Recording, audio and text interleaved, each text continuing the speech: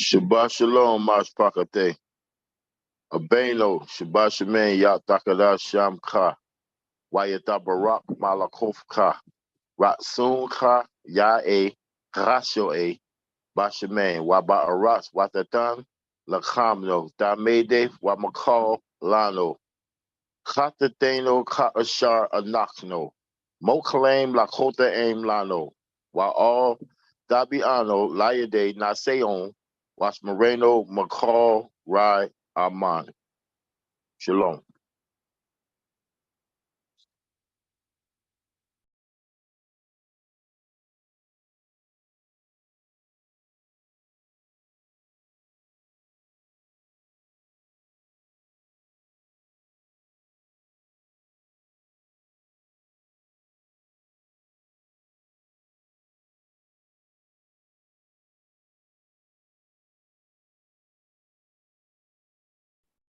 Mejor.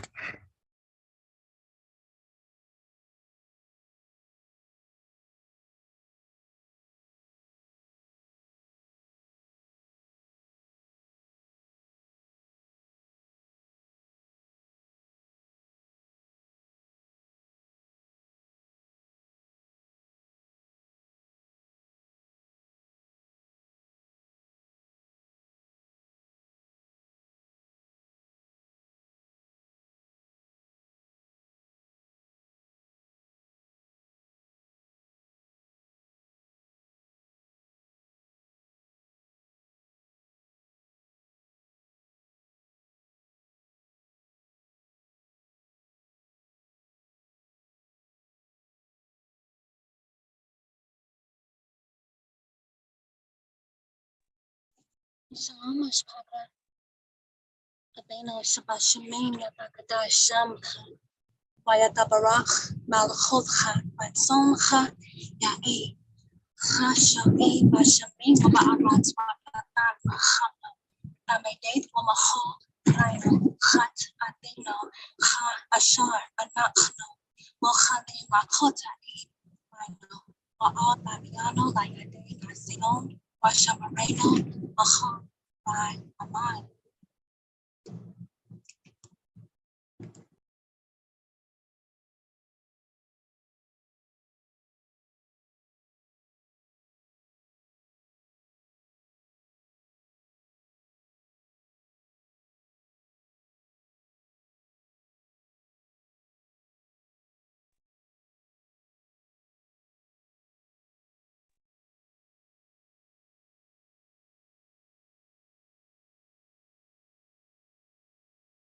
Abeno Shabashamim Yathakada Shamcha, Wayatabarak Malkotka, Ratsonka Ya E Rashu E Bashamim, Wabarats Watatan Lachamno, Tamede Wamacholano, Katat Enoka Sharanachno, Mochlem Lahotem Lano, Waal Tabeyano Laya de Naseon, Washmareno Macha Waaman.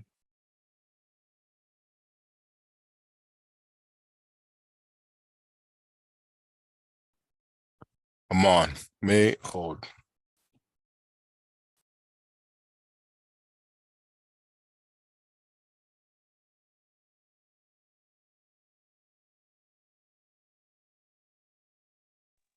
Shalom. Abeno, Shabbat Shemen Yathakada Shamka, Wayata Barak Malkov Karetonka, Yae Achashawe Bashemen Waba Arets, Wathathan Lachamno, Tamedi, Wama Kolano, Chat Atheno, Ka Ashar Nachno, Mokale Lakota Elano, Wa all that be ano la yade, Nase on Washamareno, Machal Ra Aman.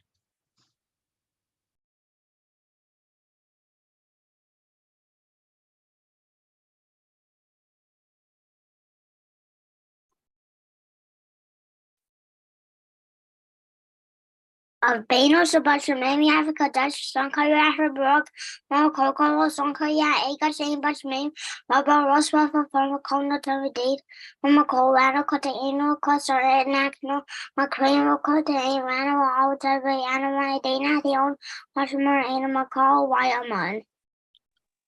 Aman. Okay. Shalom. Abeno Shabashamene Takadashamka, Wayatabarach Malakoska at Sonkaya A, Gasho A Bashameno Barats, with the Fan Lachano, the Mede for Makolan, Katat Eno Kasha Nachno, Mokalaim Dakota Imdan, while the Biano Layadenas on Missionarin Amanich.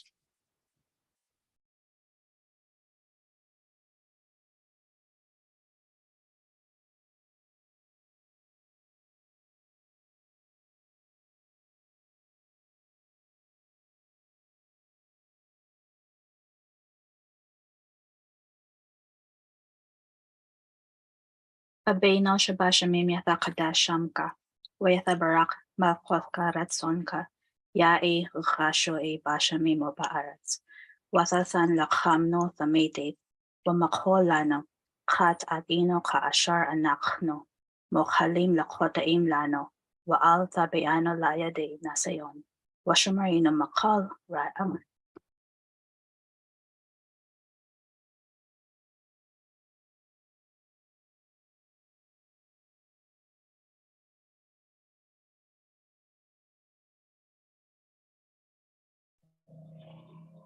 Shalom. Abeno Shabashamim Yatakada Shamka, Wayatabarak Malkotka Ratsonka, Yaega Shue Bashamim Wabarats, Watatan Lahamno, Tamedit Wamaholano, Katateno Kasha, Anakno, Mokalem Nahutaim Lano, Waal Tabiano, Nayade Naseon, Washamarino Mahalwa Aman. Shabbat Shalom.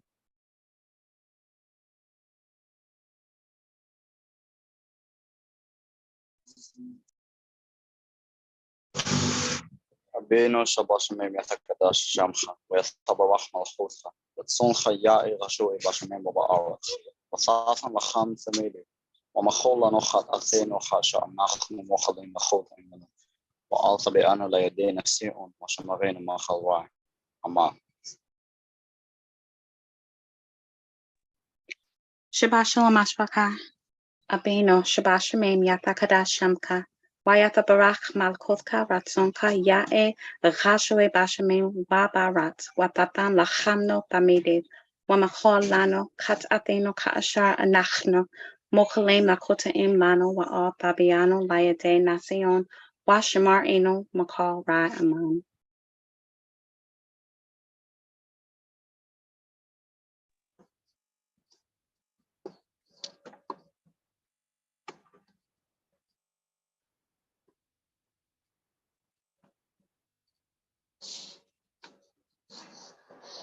Damn, they not.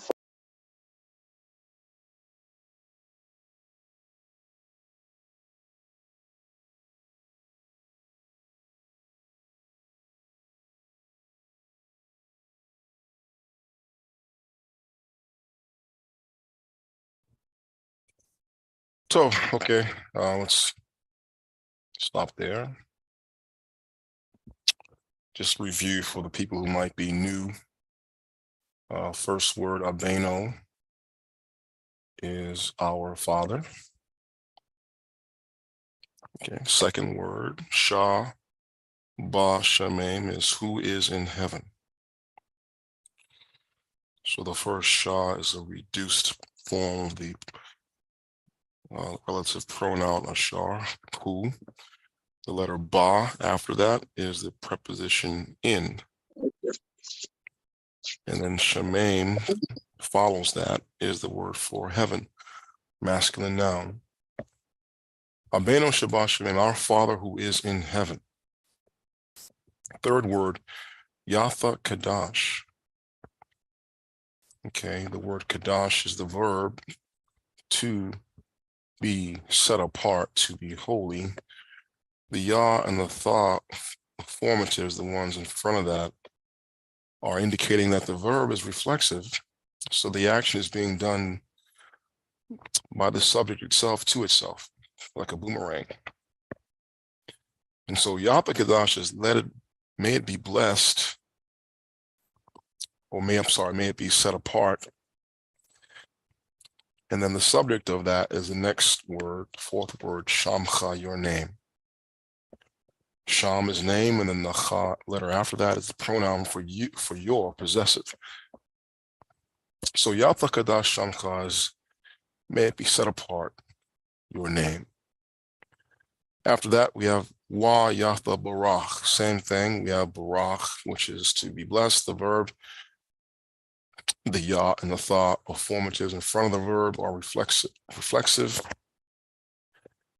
Excuse me, and the Wa in front of that is simply the conjunctive and.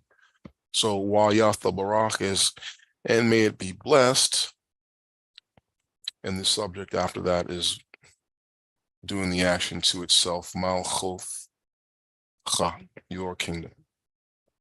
Malchoth is kingdom, and the Cha at the end is the possessive pronoun your, Malchoth Cha, your kingdom.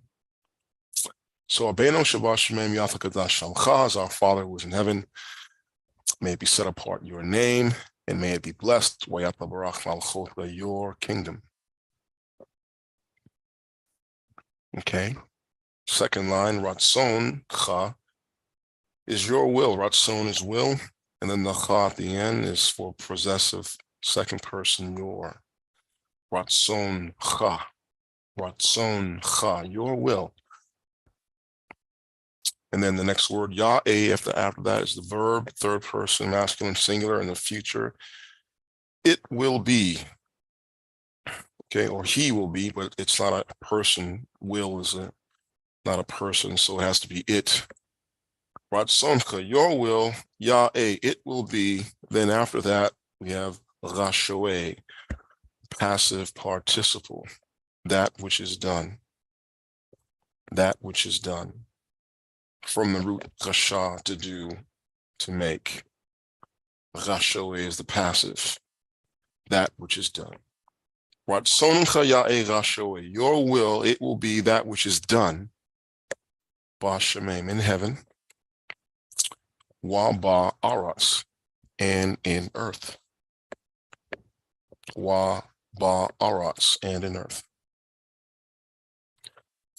Wa thafan, and you will give. It's actually you will give, but it's being used as an imperative. This verb, last word in line 2, wa thafan, and you will give. Or please, or just give. Next line 3, lachamno, our bread. Okay. Then we have thamedef, which is simply the word for continually, perpetually, not daily, just continually. So you will give lachamno, thamedef, our bread perpetually. Wamachol, and be pardoned. This is another participle in the passive. So we're asking the Father to be pardoned, lano, of us, to be excused of us,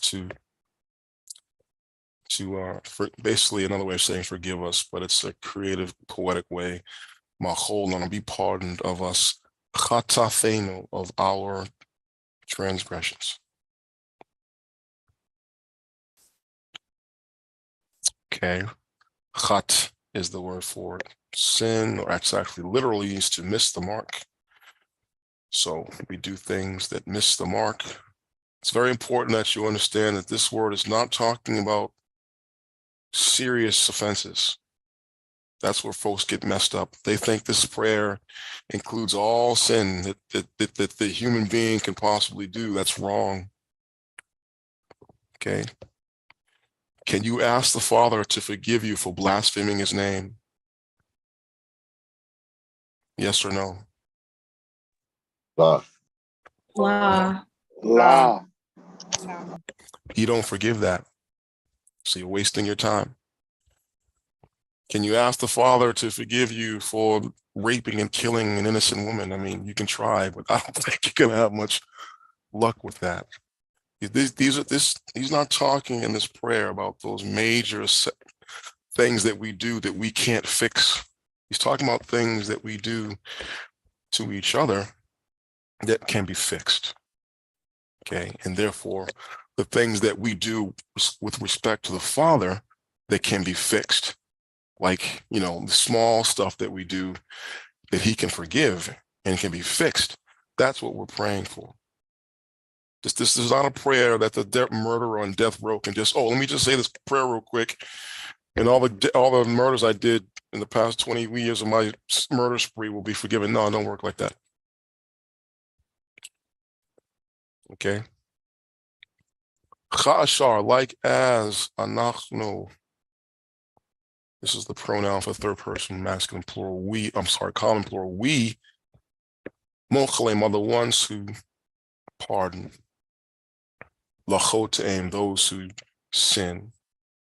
Lano, to us. So there are things that people can do to you that you can forgive. And we are asking the Father to forgive us of those things that we've done to him, that he can forgive. Right? Small stuff. Wa'al fabiano, next word. Wa'al is and don't, negative particle al, preceded by the conjunction wa'al, and don't. Fabiano, second person, imperfect verb, future. Don't, you will bring. Or do not bring. Fabiano.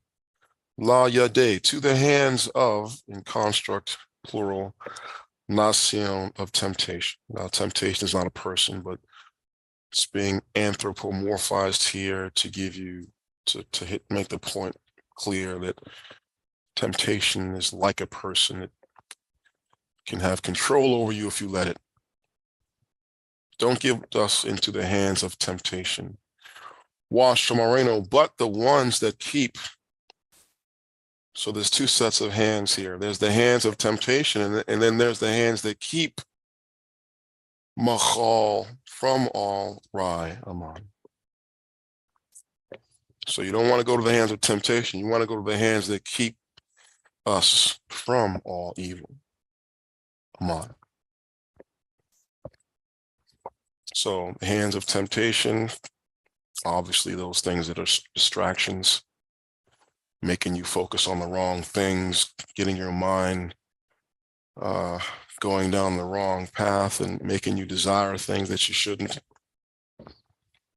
Versus the hands that keep you from evil. What would those hands be?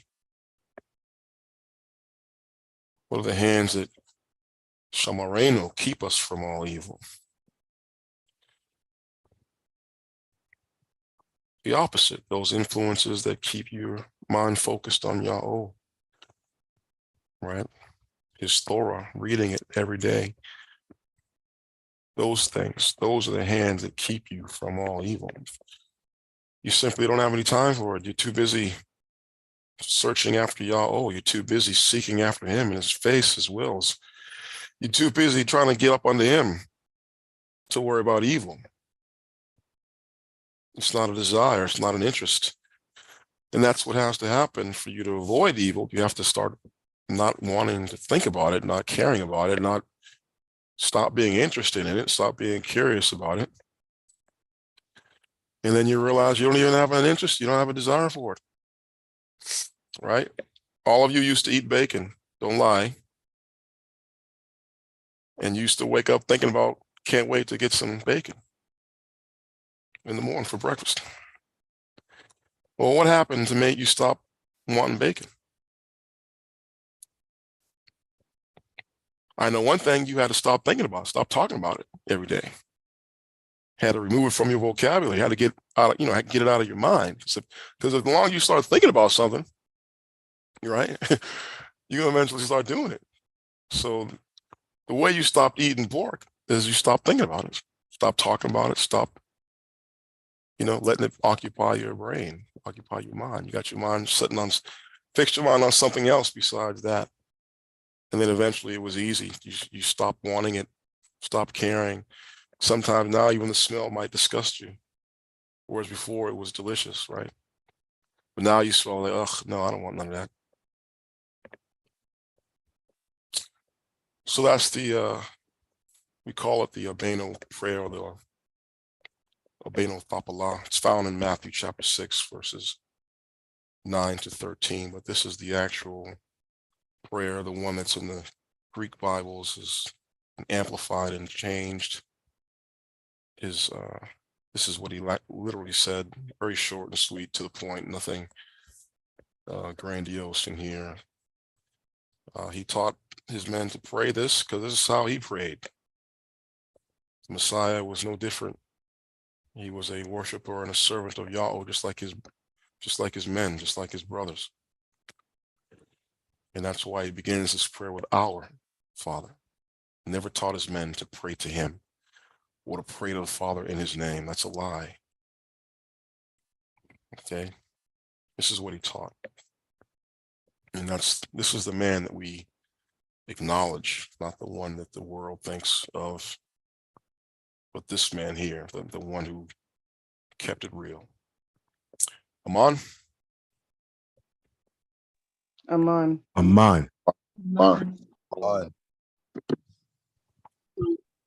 Aman. So Mazmur 92.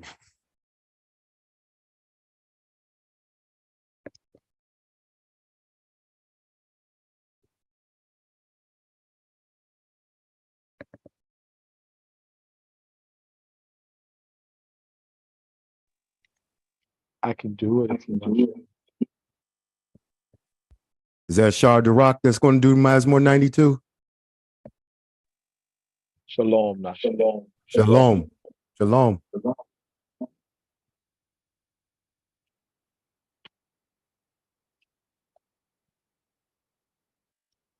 Mazmur. Shir Layom HaShabbat. Tov Lahadoth Laya'o. Walazamar Lashamcha Galayom. Lahagay Babachar Chesatcha. Wa'amonafcha Balelo. Chale Chashor Chale Nabal. Chale Hagayon Vachanor. Ke Shamach Bene Ya'o Bapalcha. Bamashe Yadecha Aranan. Ma Gadalo Mashecha Ya'o Ma'ad Chamko. Mach Shabathecha Bar La Yadai. Wachasel La Yabain Af Za'af. Baparak Rasha'im Chamo. Chashab Wayatzetzo Cha Palayon. La Hashamadim B'Charechad. Wa'atha Marom La Glam Ya'o. Chehana Ebecha Ya'o. Chehana Ebecha Ya'abado. Yafaparado Cha Palayon. Watharam Karaim Karane Balfe Bashaman Rainan. Wathabat Chene Bashore Bakamem Chale Maraim. Tashabaina Azane. Sadek Kathamar Yaparak Ka'araz Ba Labanon Yashaga. Shapolain Babet Ya'o Ba Chatzerot Ala Eno Yaparecho. Ro Yanobon Basheba. That's your name, while writing name. Ya'eo Lahage Che Yashar Ya'o Sore. Wala Cholatabo. Aman. Aman. Aman. Aman. Aman. Aman. Aman. Aman wa Aman. Aman. A Mazmur for the Shabbat day. It is good to give thanks to Yahweh and to sing praises to your name, Haleon, to declare your mercy in the morning and your faithfulness at night, on an instrument of 10 strings, on the psaltery and on the harp with harmonious sound. For you, Yahweh, have made me glad through your work. I will triumph in the works of your hands. Yahweh, how great are your works. Your thoughts are very deep. A senseless man does not know, nor does a fool understand this. When the wicked spring up like grass, and when all the workers of iniquity flourish, it is that they may be destroyed forever. But you, Yahweh, are exalted forevermore. For behold your enemies, Yahweh, for behold your enemies shall perish. All the workers of iniquity shall be scattered. But my horn you have exalted like the horn of a rhino. I have been anointed with fresh oil. My eye also has seen my desire on my enemies. My ears hear my desire on the wicked who rise up against me. The righteous shall flourish like a palm tree. He shall grow like a cedar in Lebanon. Those who are planted in the house of Yahweh shall flourish in the courts of Allah Anam. They shall continually bear fruit in old age. They shall be fresh and flourishing, to declare that Yahweh is upright. He is my rock, and there is no unrighteousness in him. Amen. Aman. Aman. Hallelujah. Aman. Amen. טוב, מה היום הזה המשפחה?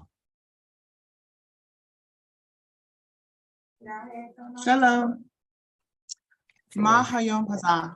Hayom hazah yom hashabea shabath layao hachadash hashabea hamasha wa hasharim wa yom lachadash bashana shabaith alapim ma'athim chamashem washanim mara'asheth boro'a ba'arabaim shana wathashai layobal. So she said today is Shabath, unto Yahweh, the holiest day in our calendar. It's the 25th day of the 7th month, which is always Shabath. It's the year 7,252. And it is the release year, the Shabath year, the 49th year of the Jubilee cycle. Next year will be the 50th year Jubilee. So we just got through the busiest month of the year in our calendar. That's this 7th month it's called in scripture the outgoing of the year, because that's when the year begins to go away, starts to close, shut down.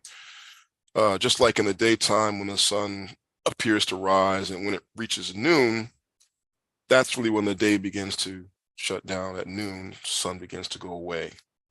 So the middle of the day is when the day begins to go away. The middle of the year is when the year has reached its, apex, so to speak, and begins to go away. And as you can see in our calendar, there's nothing left to do. No more holy days, except for the first days of the month, until the year comes in new in the spring. Wait, but babe, we don't celebrate Hanukkah? No, we don't. I know that was a question probably somebody's going to ask, so I just asked it for them. No, that's a rabbinical holiday. All fairness, it had a good. If you read Maccabees and just look at it, objectively, it's not a bad idea that what they did accomplish in recovering the temple and cleaning it back up was just cause to have some type of memorial for that every year. But the reality is you can't keep Hanukkah unless you have what? Temple or tabernacle. And you need what? What was that all about? The priesthood. The oil and the light. What do you need for light and oil? You need the menorah. You need the priesthood to maintain it. Yeah, you need the menorah. I mean, that's what this was all about. They relit the candlestick. So, unless there's a temple, there's no point in talking about, Hanukkah. So no, we don't keep it. But yeah, we can talk about it if someone has a question. So there's nothing to do, really. Is our calendar is wide open, and from here on out, and we're just basically continuing to harvest souls, not literal agriculture, but people. The Exodus year is still in progress. And I know it's been a lull, but I think on the 25th, it will resume again. People will start landing here, and towards the end of this month. And then it will be nonstop going into the new year. Let me just check. See, yeah, the next revival is October 25th. And then there's an arrival every month except for December. Going into January, February, March, it's going to be busy. Busy, busy, busy with the folks who are coming in. So the nation just got through with the major holiday, Chag HaSachath. I herded the sheep up the mountain, took them to into the elements and made them dwell in booths for 7 days in the open sky underneath the stars. And I'm the only one who got sick. And one of the littlest tents, and I wasn't really prepared on my end, but everybody else seemed like they had a good time. I wanted the kids really to have a blast. And I would have had a blast too if I was not sick. I would have been going around making my rounds and chatting with different folk and taking their food offerings back to my tent, my spoil. And, you know, going online, doing my thing. But I got that first night where it rained, we weren't expecting that downpour of rain. I hadn't sealed my tent up. So when I ran inside of it, it was already, wet inside, nothing I do. So I had to be He-Man and just stick it out and sleep in a puddle of water. And that's when I got really sick the next day. But other than that, talking to people, it seemed like, for the most part anyway, a few hiccups here and there, obviously it's going to be, those are to be expected. But for the most part, the kids enjoyed it and folks enjoyed it. Well, obviously we learned some things, what to do next year, what not to do, especially now that we're trying to implement the cleanliness laws. That became an issue. You got folks running around saying tag you're it. Ruining people's day. Not intentionally, but just, folks are just, this is new to all of us, so you can't expect everyone to be perfect and get it all right the first time. There's going to be some mistakes made, and we just have to grow and learn and agree to implement, certain procedures going forward so that folks don't accidentally make you unclean and, mess up your plans, whatever you had to do. The one thing I did want to clarify, though, is that when the law is telling us about what to do when we're clean and unclean, it's talking about obviously people who are at the age of accountability. So we're not talking about babies and children, unless we're talking about girls who've already reached their nadah, then, they've crossed over, so to speak, to womanhood. But for the most part, the children weren't, they're not obligated to know and to be accountable for the law yet, because they're not at that age yet of understanding. So that was the biggest headache, because we're thinking, well, if the kids are unclean, they're going to run around and touch somebody else, and they're not going to know. They're going to make you unclean. Everybody's going to be basically unclean.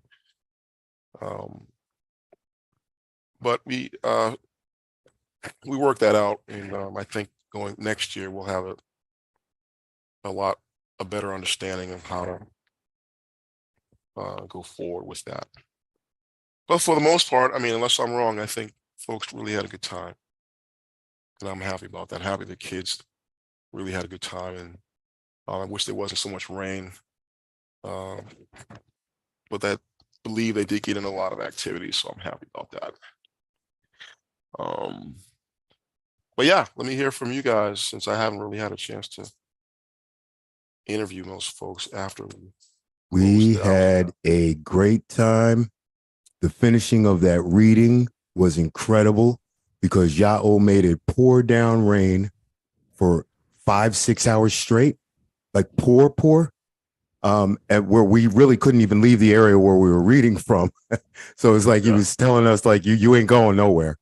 So we stayed there and we read. It was beautiful. The whole thing, there are lessons to be learned, and we have to figure out some things. But it was one of the most incredible experiences I've ever had. Come on.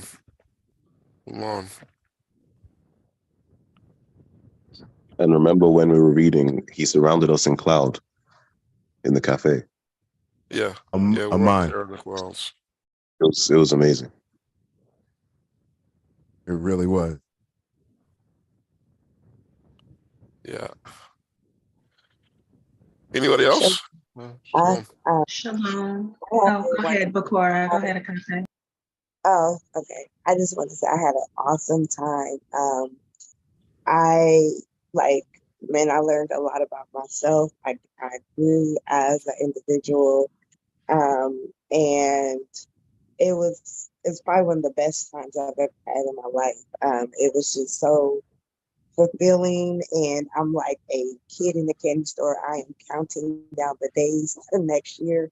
Like how some people are excited about Christmas, I am so excited about just doing this again. So I'm like, it was so, man, like I cried tears of joy because Ya'o had us there and we were just fellowshipping. It was so much wisdom being shared. The kids were happy. I think I've even asked the kids, are you guys excited? Are you guys ready to go back? A lot of the kids said they weren't even ready to leave. So it was just wonderful. It was Tova and thought I let Ya'o that he made it possible. I want to piggyback a little bit off Akante. At camp, Had Wa Ashar, we were sitting around day after day, really talking about Torah and even correcting each other, and that was Yapa Ma'ad. And regarding the kids, just to even hear the kids, they're in the pool just on their own, screaming Ya'o. They're reciting Hasharat Hadabarain, and it just brought me to tears as well. There was a lot of beauty. Of course, there was some issues, but there was a lot of beauty, and the kids definitely brought that for me. Aman. Shalom.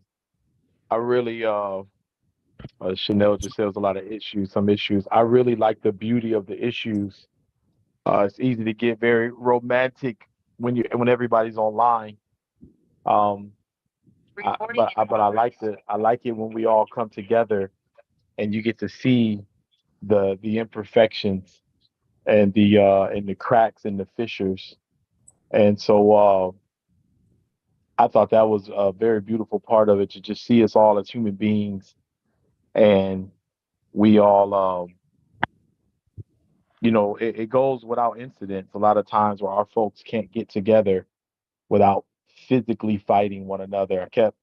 I told some guys I had this vision of this headline, cult member kills fellow acolyte, you know what I mean? And I just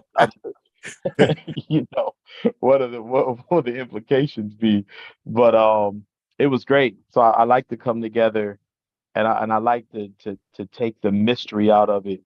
So as we move forward, we all learn how to treat one another and talk to one another and interact with one another in a positive, Torah law-abiding way. Shalom. Man. Come on. Anybody else want to chime in? Shalom.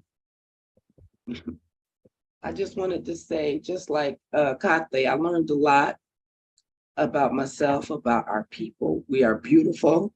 I gained a brother from this experience. I love the way Ya'o just brought exposure to so many things. And at the same time, he brought healing. And I just want everyone to know, that I gained a brother, and it was the most trying experience, but it was so beautiful in the end how Ya'o just made it all right.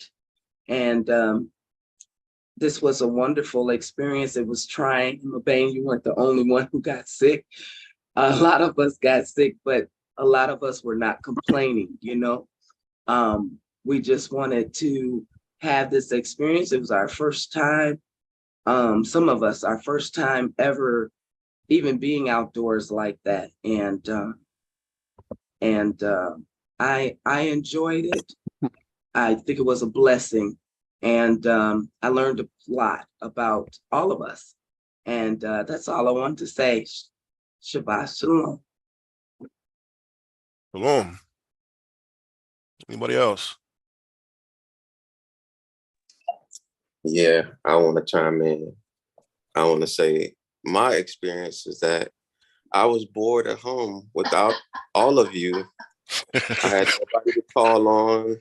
I was just here, and I missed y'all.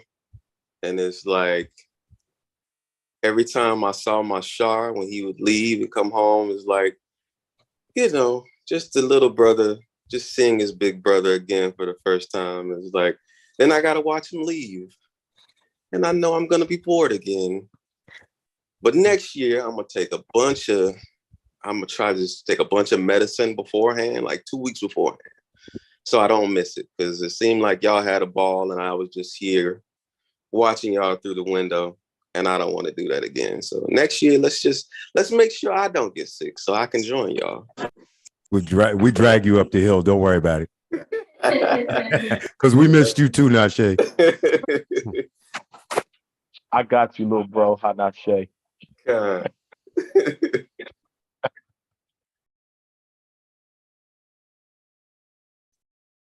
Anybody else want to share their experience?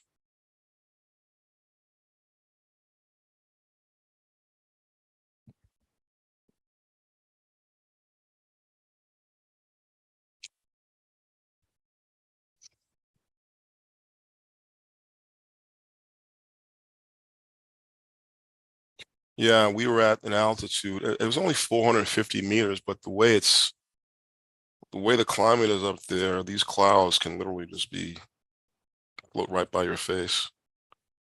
So yeah, we were in the midst of we weren't at the highest point. There were other mountains around us much higher, but in the valley between us and those other peaks, these clouds would just roll down and just sink themselves into the valley. So we were actually above a certain cloud layer. And then above that, of course, there's a higher cloud layer. So yeah, it was surreal. And if you were up in the morning and you saw that, you could take pictures. It's like we were in heaven, walking among the clouds. It was cool. Man. Shalom. Shabbat shalom, mashpacha. So, myself and my family weren't there because we're still in Matzeraim Shnei, but we still experienced a tidbit of what you guys experienced through your eyes, through the information that you guys sent back on Telegram. And for sure, next year, we won't miss it. We'll be a part of the experience on hand, on deck, live and in color, full-blooded there. And I'm proud of you guys as being an example to us that are not there, that we need to get out of here quickly and be a part of the fold ASAP. And I just want to thank all of y'all, problems and all, that were there to experience what you experienced firsthand with y'all, with the cloud, with the reading, with everything, man. I appreciate y'all. Thank y'all for that. Shalom.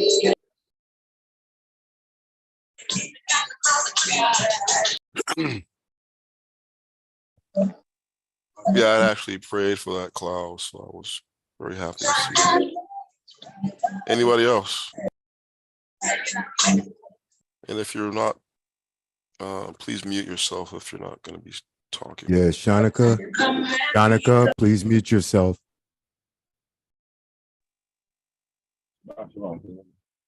Shabbat shalom. Shalom, my band. I do want to say,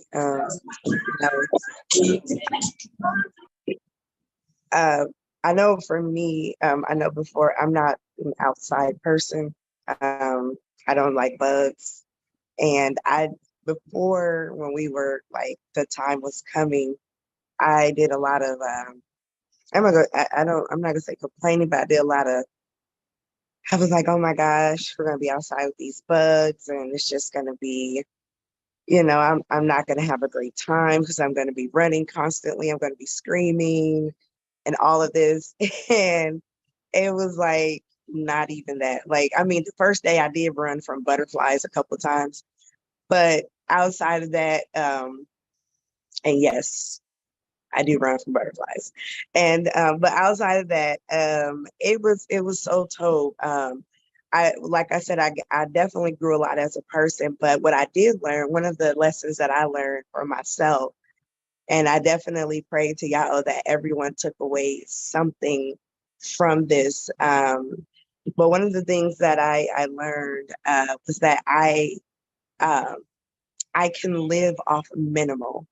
Um, and, uh, and I've never been a person who was bit into material things or things like that. But I just learned like I was barely on my phone the entire time, and but I learned I'm like I can see how my ancestors lived like this, like they lived in tents, and it makes sense because even though the tents weren't ideal back then, compared to the ones back then, it Yao like showed me that you don't need a lot. Like I was happy the entire. I mean, I had a little bits of frustration, but I was happy the entire time. And I learned, what Yao showed me is that I could be happy with very, very minimal. Um, like you said, there were hiccups along the way, but of course, nothing is perfect. A lot of times, this is new. It was my first time ever camping. Um, I know it wasn't the true camping experience, but it's my first time living in a tent, first time being on a mountain, first time being elevated that high. It was just, I had a lot of firsts, but man, I enjoyed it so much. Every time someone see me, they were like, you stay smiling.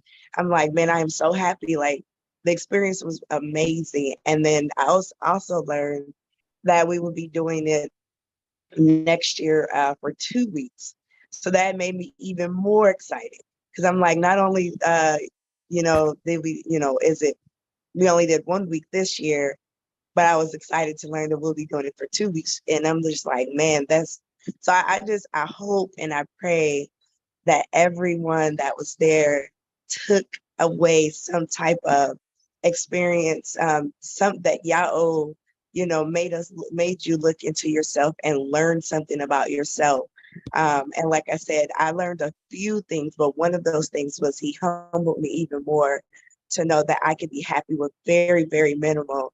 And, I gained a lot of, I got close to a lot of people because we don't normally, here in my bar, we don't see each other every day like that. We're not around each other every day, all day. And to do that for 7 days, it just, it was a beautiful Yapa experience. And man, like Yao is so amazing. Like I got up every morning to see the sunrise every morning and to see the sunrise and I took some videos and things of that nature, but the beauty in that was amazing.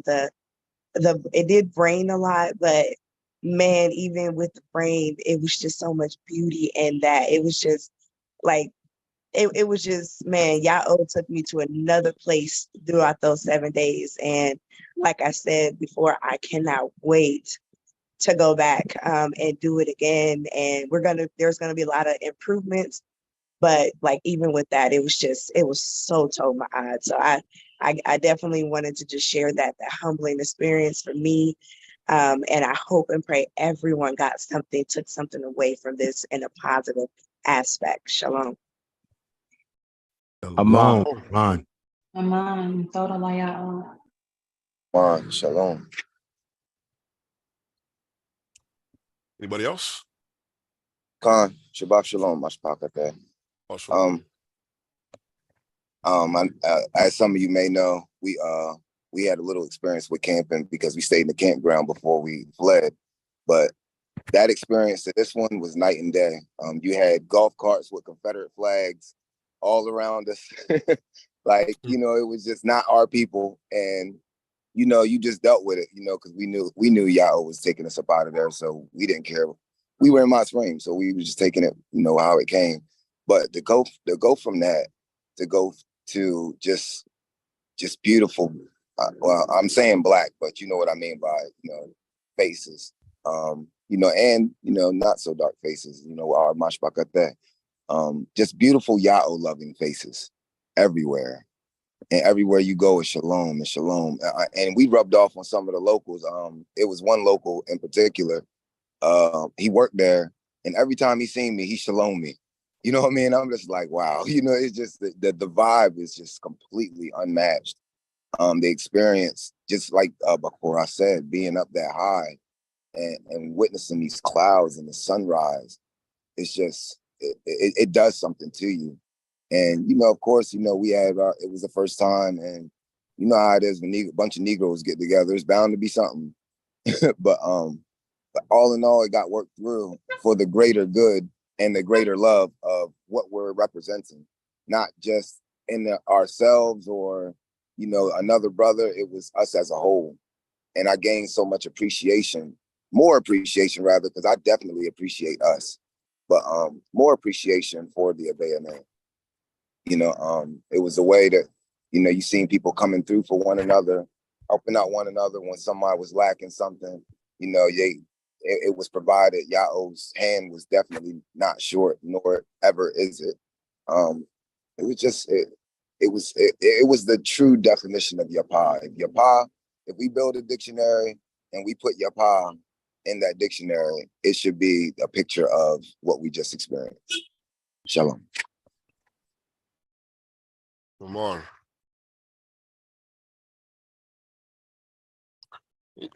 Yeah, it's important for me. The law says you are to rejoice these 7 days. So I wanted every day to be a time of rejoice. I didn't want any drama. I didn't want any, people fighting or all that small stuff. I wanted us to put it aside and focus on doing what Yahweh said. And for the most part, I think we were able to do that. It's hard because we're not. I'm going to count it as my first time camping. Definitely. It was my first time ever being outside for 7 days, for 1 day even. But yeah, I did learn a lot. Next year, my tent's gonna have to be much bigger, so it stays dry, just in case. Since we're gonna be next year is gonna be double 2 weeks, so we have to really prepare and be comfortable for those days that we're there. I don't know if we're going to go back to the same spot. They were very happy that we were there. They were very thankful that we chose them, and they seemed like they didn't want us to leave. They want us to come back every day. I guess we gave them a lot of business. I'm kind of mixed about that.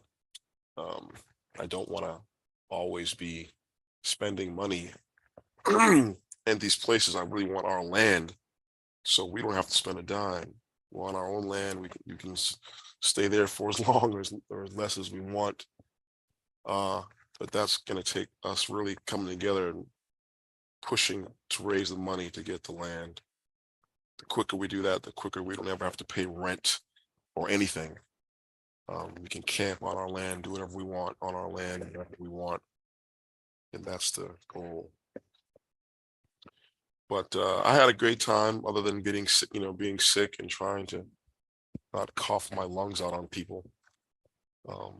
And the reading, I knew we had to do it, and I was contemplating when we should start it, since it's going to be the whole Torah. According to law, you have to read the entire Torah in the 7th year, every 7th year in the 7th month during the Feast of Tabernacles. So, and we did it in 2 days or 3 days. Yeah, we did it in three days, but we had lots of breaks in between. So you can see how the Torah can be read if you're not, taking any significant breaks. It can be read in about 1 or 2 days. And we did it and fulfilled the law, and folks got a chance to. I know most folks weren't paying attention. It's not, they didn't understand it, so obviously they weren't focused on listening. But next year, I hope that we have everybody really focused on listening. And if you don't know something, well, that's just your clue to crack the books and get in there and learn what's being said, so that you're not lost. When things are being read in our language, you should want to know, what did they say? That's my language. I should know what's being said. Okay. And so I'm glad we didn't translate, because we would have been there much longer if we would, read a chapter and translate it. That would have taken forever. Much easier if you know the language. You don't have to translate. You know what's being said. And that's what we need to be as a people. So companies would call this team building. You bring all the different employees together and you make them work together for a period of time out in the woods or wherever, camping trip, whatever. And that's what kind of we did. We did nation building. The Feast of Tabernacles forces us to come together and work together, problem solve, and to conflict resolve, and all that stuff is very important for nation building. We can't work together. We can't buy from each other. We can't, do those things if we don't know each other and we don't have respect for each other and love for each other. And like I said, a lot of things weren't perfect. Things have to be worked out, but that's to be expected. If you thought you're going to go up there for 7 days and there'd be no issues whatsoever, obviously that's a pipe dream. But for the most part, I think we should count that as a success. And you should be proud of yourselves for taking Yahweh's word seriously and trying to apply it, not just talk about it, but actually do it.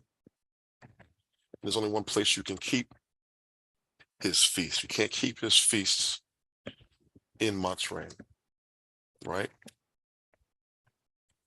You can only keep his feast in the place where he chose to put his name. So everybody thinking that they're keeping his feast over there, they're wrong, and they're just not listening to the law. They've turned away from hearing the law, and they're trying to remake the law into something that suits themselves, but that's not going to work. What our people in the churches fail to understand, they got these great singers, because they don't know who they are, is that according to Mazmor 137, we are not supposed to be singing the songs of Yahweh, Allah Eno, in a strange land, the strange land of our oppressor and captor. We're not supposed to be singing our songs there. What's there to sing about? You're still there. You sing when you leave, not while you're still there. You sing when you go to the place that Yahweh told you to go. That's where you sing. Okay. And you get a front row seat to the destruction of our enemies. That's when you'll sing. Anybody else? Observations, comments, criticisms? Chal Kasachal 7252.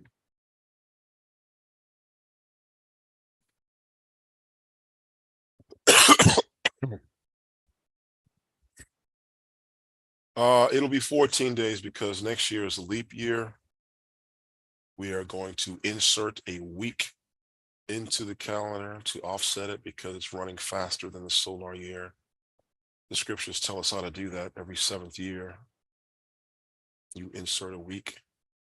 And during the Jubilees, that can be 2 weeks or 4 weeks, depending on the year that you're in.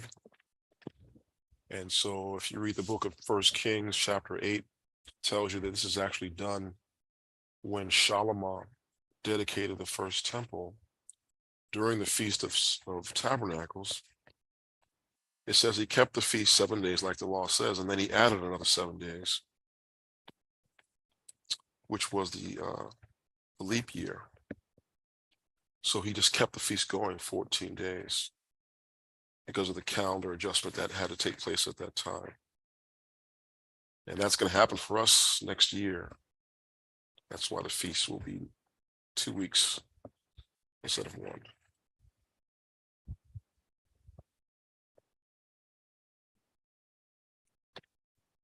Anybody else?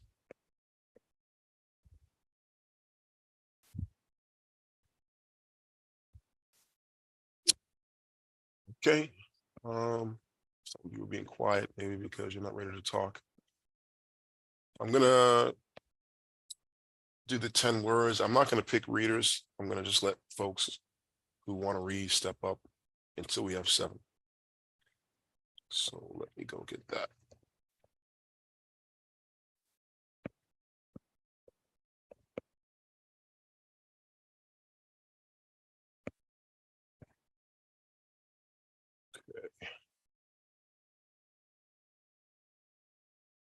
So let's see.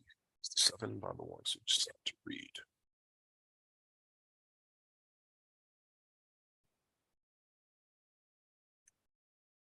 Shalom. Shalom. Wa yadabar alaim. Achol hadabarim ha'alala amar. Anache ya'o ala echa. Ashar hotzateka ma'aratz matrem mabeth rabadim.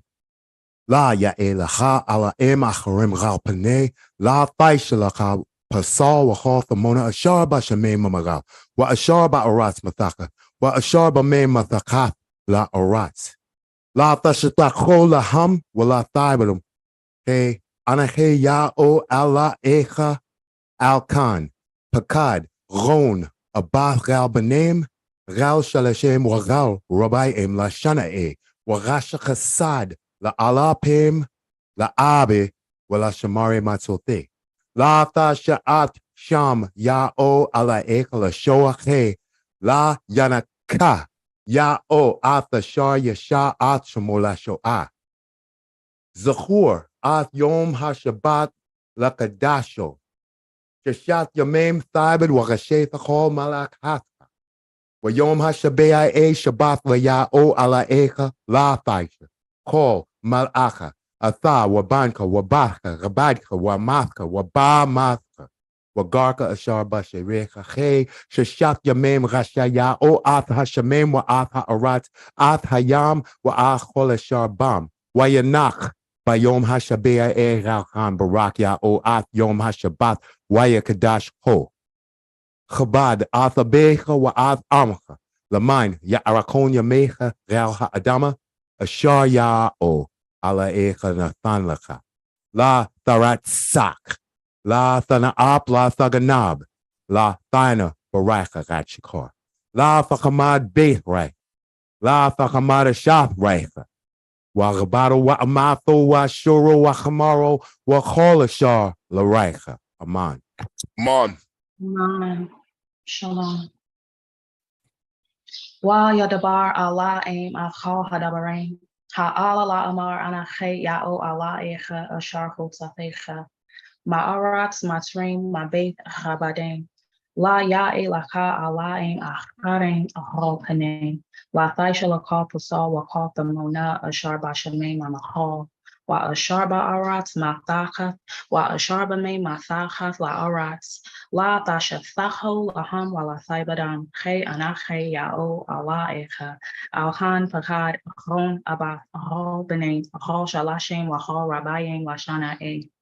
Wahasha chasa la alapin la ave wa la shamari matsote la tasha af sham ya'o ala echa la shoahe la yanaka ya'o af ashar yasha af shamo la shoah Zakor af yom hashabat la kadasho Shashat yamein taibad wa hasheta hol malakacha Waom hashabea e shabat la ya'o ala echa La taisha hol malaka Ava wabancha wabatcha Chabadcha wamatcha wabamatcha Walarka asharba shairecha Hey shashat yamin hasha ya'o at hashamim wa at ha'aratz at hayam wa at chol asharban wa yanach bayom hashabea e Rohan barak ya'o at yom hashabat wa yakadasho Chabad at abecha wa at amcha laman ya'arakon yamecha Ro ha'adama ashar ya'o ala eka nathan lacha la thorat sak la tana'at La taganab la taina ba reicha ha shakar la tach amad beit reicha la tach amad ashaf reicha wa chabado wa amato wa shoro wa chamar wa chal ashar la reicha. Mon. Shalom. Shabbat shalom Pakate. Where the bar la im akal hadabrim ha'ala la amar anake ya o ala ik ashar huteka maharaj matrim mabet kabadim la ya ilaka ala im akarim galpani la tesha la kapasa wa katamuna ashar bashame mamagar wa ashar ba aras matakaf wa ashar ba me batakaf la aras la tachikola am la taibadam, K anake ya o ala eka al khan pakad gon abaf, go by name, go shalashim, will go by him, la shana e will go shakasal ala pim, la abe will la shamave matote. La tasha af sham ya o ala eka la shuake la yanaka ya o af ashar yasha af shamola shua. So call af yom shabaf la kadasho shaf the meme that bawa gasheta kamala katka wa yom hashabia a shabaf la ya o ala eka la tasha kamala ak at the babatka Kabaka, wa Amatka, wa Bamatka, wa Garka, Shaw Bashareka. Keisha Shaft, ya meme, Gashaw, ya o after meme, wa after Arat, after Yam, wa after Ashar, Bam, or Yanak, by Yom Hashabia A. Gau Kambarak ya o at Yom Hashabab, we Akadash ho. Kabat at a baker at Am Kalamine, never a con ya make her, Gau Adama. Asharja o ala ikon kanaka la tawatsak la tan up la taganap la tanap rika kashaka la takamat be frika la takamat ashar vika wagabado wa amato wa shovo wa kamavo wa ashar vika shabash shalom pakate. Aman. Shalom. Shalom. Wa yadabar Allah aim. I've called Hadabarim ha'Allah la Amar. Anakhe, Ya o Allah Echa, Ashar Hotzatecha, Ma'arat Matzreim Mabeth Chabadain. La Ya Elaka Allah Aim Acharem Chalpene. La Thai Sulaka Pasal Bakha Tamona, Ashar Bashamem Amachal. Wa Ashar Ba'arat Mathaka, Wa Ashar Ba'mem Mathak La Arat. La Thasha Takolaham. Wa La Thai Badam Khe Anakhe, Ya o Allah Echa Al Khan, Paka Zonaba Chabanim. Rosh Hashem Wakha Rabbaim Lashana A. Wa shach sa la alapim la abe wala shemare matzote. La tasha asham ya o ala e kala shawa ke la yan ka. Ya o atashar yasha ashamo la shawa. Zakor at yom hashabat kadasho.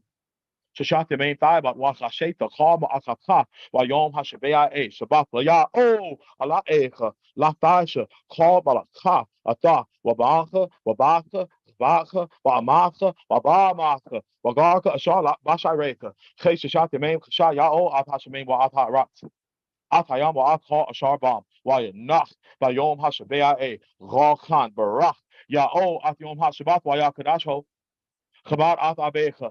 Wa'at amka, Lamaya Erkon, Yameka, Raha Adam, Ashar, Yao, Allah Eka, Nathan Laka, Latara Sak, Latana Up, Lataganab, Lathina Baraka, Ra Shakar, Lathakama Bethraka, Lathakama Shakraka, Wakabado, Wa'amato, Washura, Wakamaro, Wakar Ashar Laraka. Aman. Aman. Shalom. I'm not gonna scroll up. Wa yadabar Allah aim askhal hadabarim Allah la amar. Anache ya'o ala echa. Ashar hotatecha ma'arat masrim abet achabadem. La ya'e lacha ala aim acharim ropene. La taisha lacha pasal wacha tamona ashar bashamim mamara. Wa ashar ba'arat matachaf wa ashar b'meim matachaf la'arat.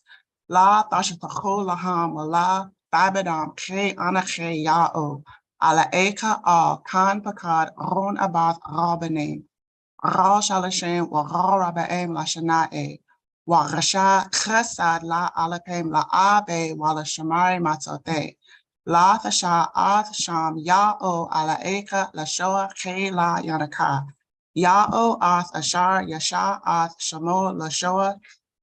Zakor at yom hashabat la ya'o ala eka. La taisha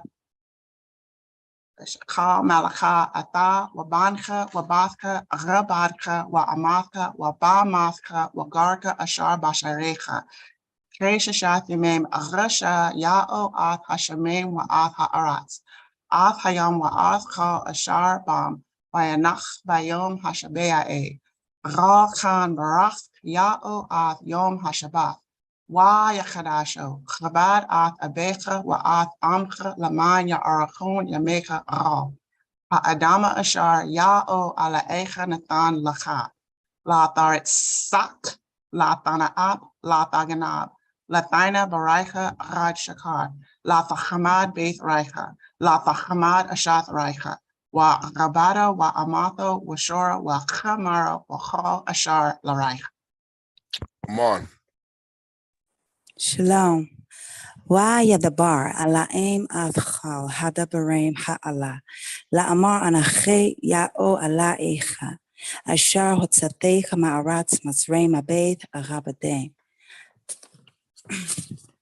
la ya'e lacha alaim acharim aralpane lataisha lacha pasal v'chal tamona ashar bashamim amahal wa ashar ba'aratz matachat wa ashar Bamei matachat la'aratz, latashetacho lahamwala taibdam, chei anachei ya'o ala echa, al kan pakad ron abat agal banem, agal shalashem agal rabaim lashanaim, wa agasha chasat la'ala pem la'abe, wa lashamare matzofe.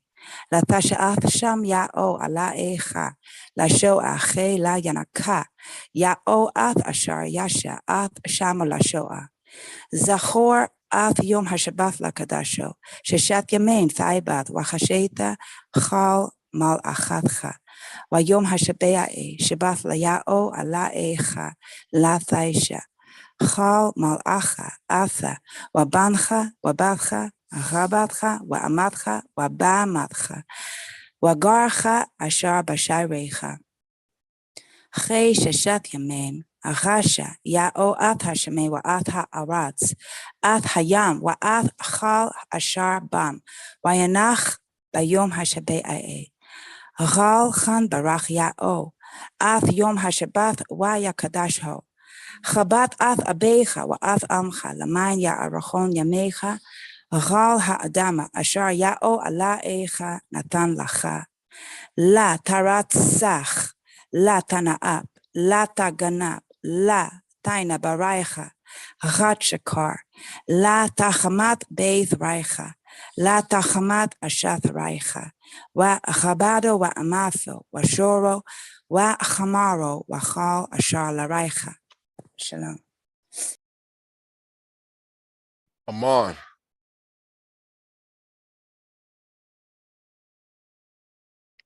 Last one. Shalom. Wa yadabar alaim atcha hadabarim ha'ala la'amar. Anache ya'o ala echa ashar hotzatecha ma'aretz matzrem mabet rabadem. La ya'elacha alaim acharem ra'alpane. La taisha lacha pasal wachal tamona ashar b'shamem amaral wa ashar ba'aretz matachat wa ashar b'mem matachat la'aretz. La tashetacho laham wa la taibadam. Che anache ya'o ala echa al kan. Lakat ron abat rabanem ral shalashem wa ral rabaem lashanae. Barasha chasad la'alapem la'abe wa lashamari la matzofe. La tasha at sham ya'o ala echa la sho'a. Che la yanaka ya'o at ashar yasha at shamo la sho'a. Zachor at yom hashabat lakadash. Shashat yamem taibad wa reshitach al mal'achacha wa yom hashabea shabat la ya'o ala echa. La taishach al mal'acha. Ata wa bancha wa batra rabatcha wa amatcha wa ba'amatcha wa garcha ashar b'shericha. Che shashat yamem rasha ya'o at hashamem wa at ha'aratz at hayam wa at chal ashar bam wa yanach ba yom hashabea. Ral chan barach ya'o at yom hashabath wa yakadash ho. Chabad at abecha wa at amcha lamanya arachon yamecha ral ha'adama ashar ya'o ala echa natan lacha. La tarat sach. La tana'ab, la taganab, la ta'ana baraicha raj shakar, la tachamad beit raicha, la tachamad ashat raicha, wa chabado, wa amato, wa shoro, wa chamaro, wa chal ashar la raicha. Aman. Aman. Wa yadabar Allah aim afchal hadabarim ha'ala la amor. Anache ya'o Allah echa ashar hotzatecha ma'aretz matzreim mabeit rabadem. La ya'elecha Allah aim acharem gal panei. La taisha lecha pasal, wachal tamona ashar b'shamei amagal, washar ba'aretz matachat, وأشار بمي مطاخف لا أرات لا فاشا تخولهم ولا ثايبرم خي أنا خي يا أو الله إيخ كان بكار غون أباث غال بنيم غال شالشيم وغال ربا إملا شنائي وغاشا خصاد لألا بيم لآبي ولا شماري ماتسوثي لا تشاء شام يا أو الله إيخ لا شوء خي لا ينكا يا أو آتشا يشاء شمو لا شوء زخورات يوم هاشبات لكداشو ششات يميم ثايبت وكشيتا خامل آخدخا ويوم هاشبيا إي شبات لياو الله إيخا لا تايشا خامل آخا أثا وبانخا وباثخا غبارخا وماثخا وبامثخا وغارخا شابا شريخا خي ششات يميم غشا ياو أفها شميم وأفها أرات أفها يام وأفخال أشابام ويناخ ביום השביעי רוחן ברח יאו אף יום השבת ויה קדש חול. חב"ד את אביך ואת עמך למען יארכון ימיך רע האדם אשר יאו אללה איך נתן לך. לא תרצח, לא תנאף, לא תגנב, לא תינה ברייך רת שקר, לא תחמד בית רייך, לא תחמד אשף רייך. وغبادو وأماثو وشورو وخمارو وخال أشار لريخا. Aman. Aman. Aman. For Thor, you've already read it, but I don't know if you're paying attention. It's chapter 39, Thor 2. We're still finishing Exodus, so-called Exodus. So I want to do that. And obviously we're going at a slower pace than what we did during the feast. Okay. Does he need the screen up to say the words, or does he know them?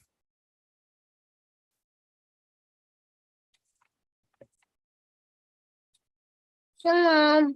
Shalom. Bar Alaim. Askar Harin Halala Mar. Anakeya O Ala Eka.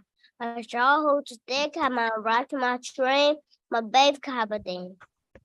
Laya Elaka Alaim Akkorin go Pane. La Daisha Laka Bato Kota Mona. Ashaba Shamema Mago. Washaba Rasma Vakal. Washaba Mema Katla Rats. Lata Sitako Hamala Tabada. Kayana Kaya O Eka Al Khan. Vakad Gonaba. Go Benang Gushim Goroba Emisana A. Wagasha Kisala Penlabe. Walashamai Masote. Natasha Al Shamia O Al Eka Lashua. Kayla Yanaka. Ya O Al Ashaya Sha Achimo Lashua. The cur off Yom Hasba La Krasho. Shishaf remain Daibar. Wagasheta Kobo Haka. Payom Hazabai. Shabath Laya O Ala Eka. Latasha Komalacha. Eta Wabanka. Wabafka. Kabadka. Wamafka. Wabamafka. Wagarka Rabashareka.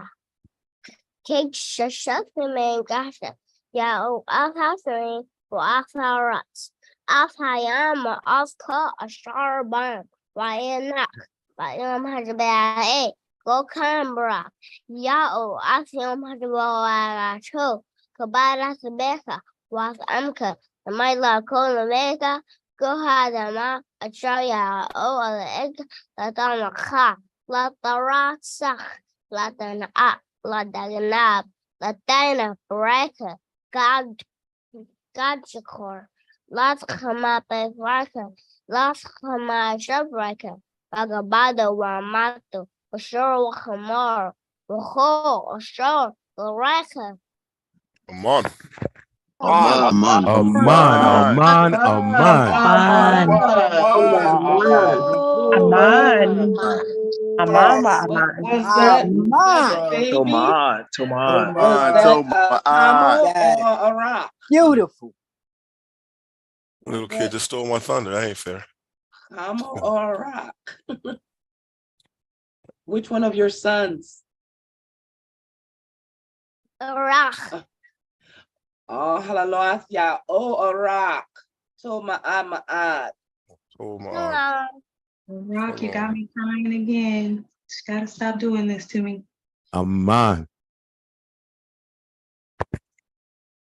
Very good. Very good. It's good to see the babies stepping up. It's promising for the future. All right, chapter 39.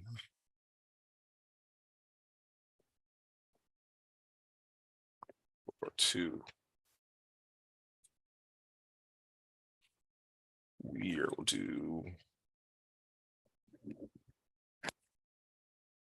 line 1 for the readers. Just that line. Excuse me. First word, verse 1, wa man. 2 words. And from? And from ha vachlaf.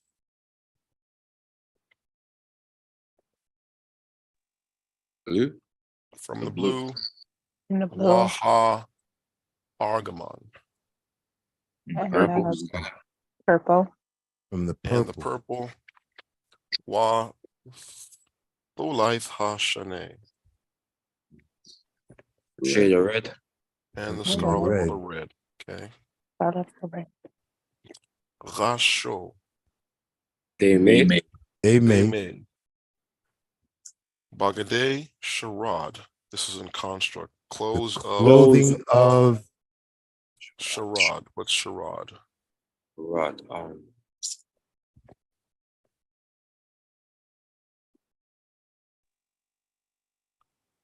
The clothing of Sharad. Of ministry. Ministry, service. Okay. La Sharath. To do the service. Ba Kadash.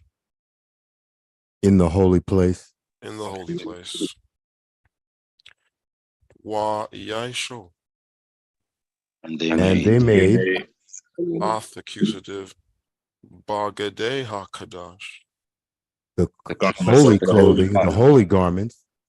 The garments of the holy or the set apart garments. Ashar. Which La Aaron. belonging to Aaron. Ashar. Like as. So he commanded. He commanded. Ya'o subject. Athmash. Masha. Object. That was too easy. Let me add some more.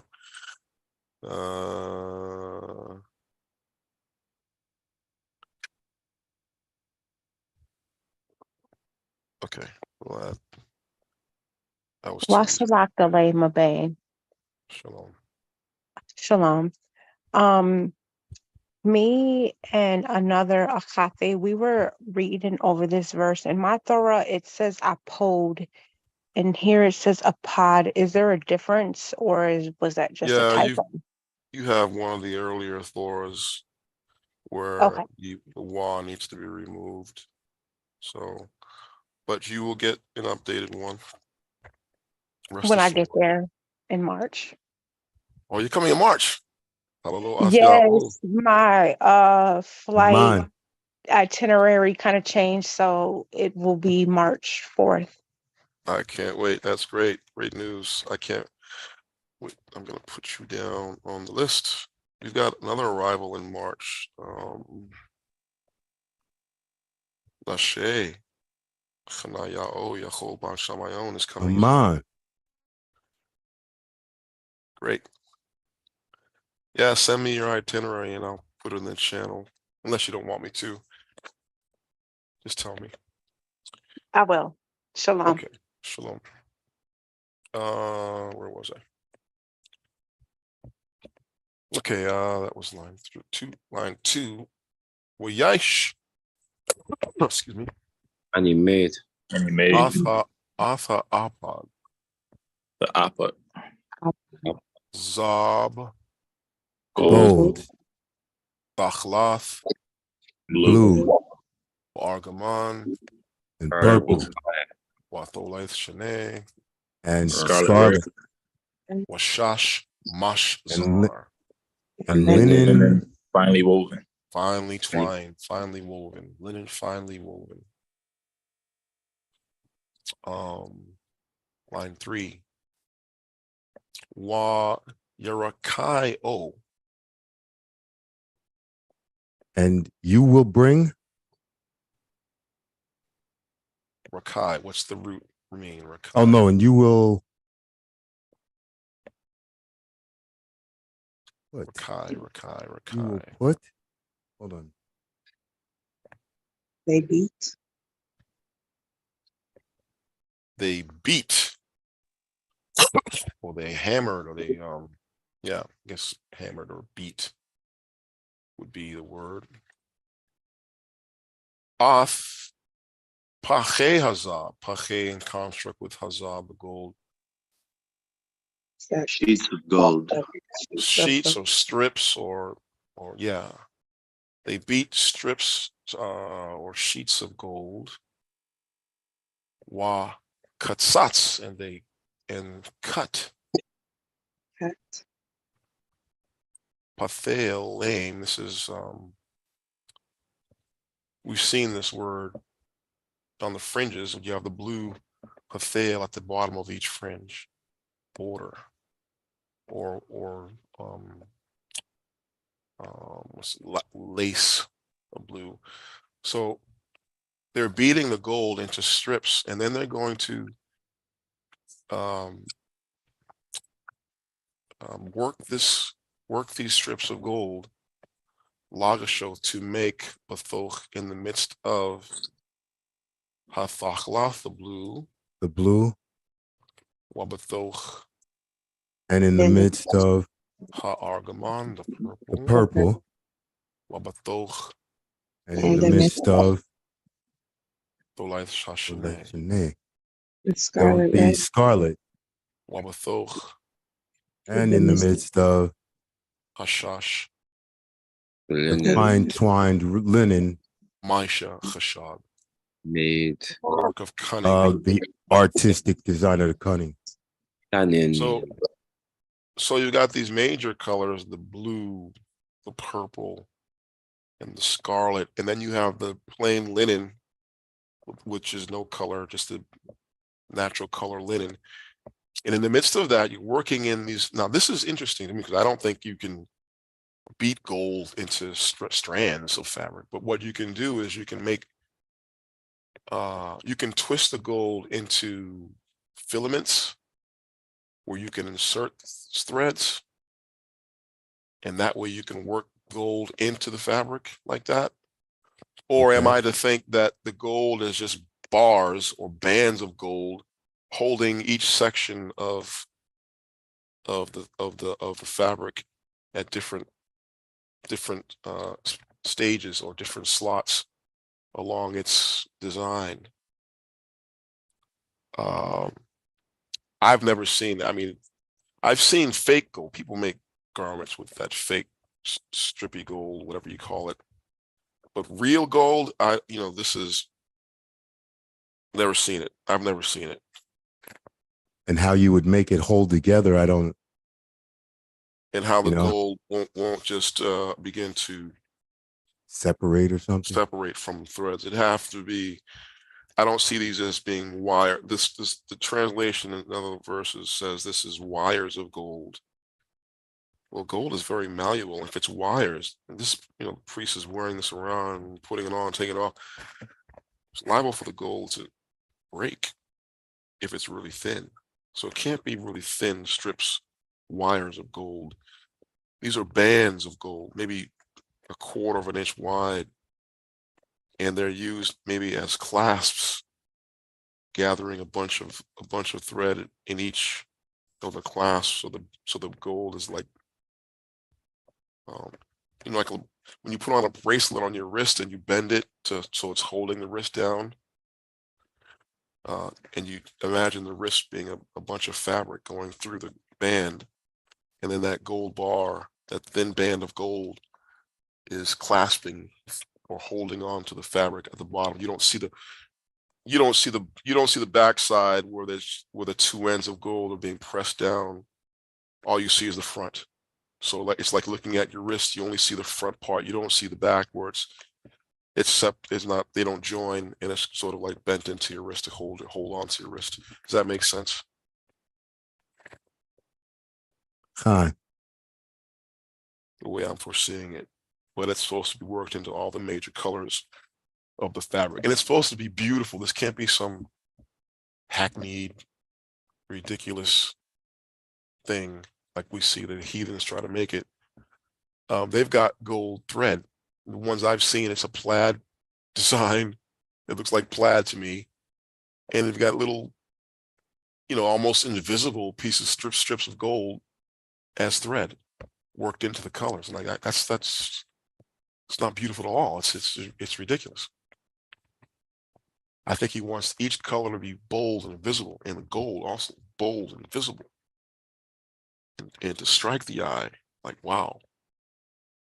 And nothing should be invisible or blending in, and it just looks like this plaid color. Shalom, Abane.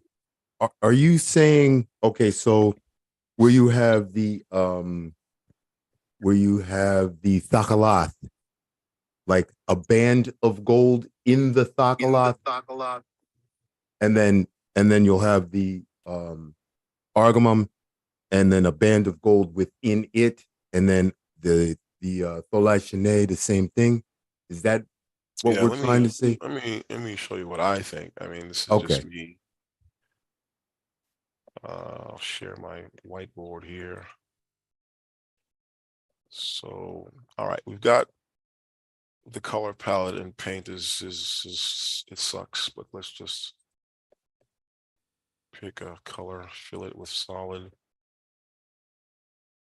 Oh, not you. All right, so we've got a big bold swath fabric of baklava. And after that, it's supposed to be purple, right? We've got a big bold swath of purple. And then after that, it's red or scarlet. Right? I think these colors should be bold. In the gold, are these bars that sort of, not get rid of that. No outline.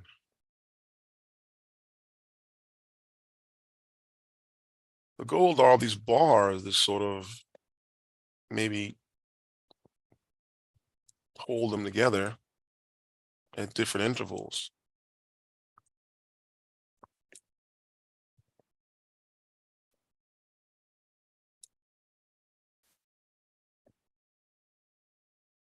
Something like that.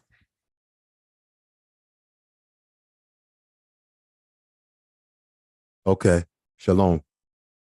Does that make sense? It does. It does. It's beautiful.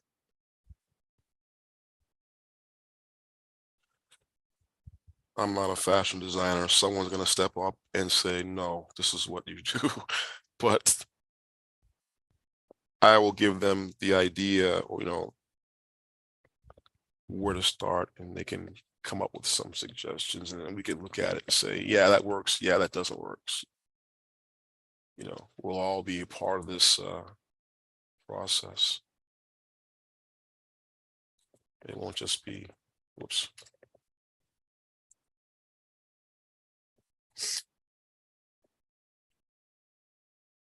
Something like that. I'll give you that. Oh. Okay.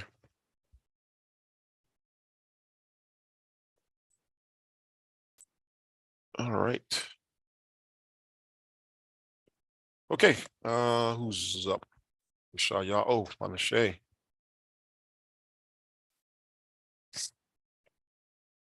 Waman ha thakalat, wa ha argaman, wa tholait hashene, rasho bagade sharad, la sharath Bakadash. Wayaisho ath bagade hakadash. Ashar la Aaron. Chashar tso ya o ath masha. Wayaish ath ha'apad. Zab. Thakalath wa Argaman wa Tholaith. Shane wa Shash. Mashzar. Wa Yerakayo ath. Pache. Hazab. Wa Chatzatz. Pathelem, Lagashoth, Bathoch ha Thachalath, wa Bathoch ha Argaman, wa Bathoch Tholai Shone. Shone. Wa Bathoch Hashash Maisha Cheshab. Tov. Shalom. Chanel. Shalom. Waman ha-thakalath wa ha'aragaman wa tholai hashane hasho bagade sharad la sharah bakadash wayaisho ah bagade hakadash ashar la haran ha la aran ha-ishar so ya-o ah mashar wayaish ah ha-apad zab thakalath wa Aragaman wa Tholai Shane wa Shash Shazar wa Yarakayo Afpake Hazab wa Katsa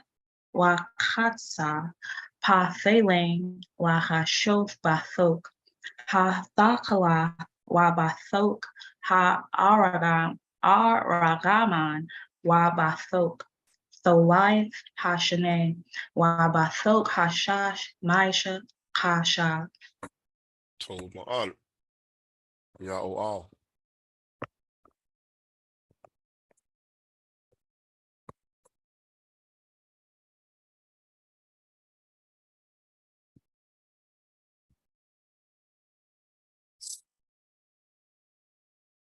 Ya'o'al.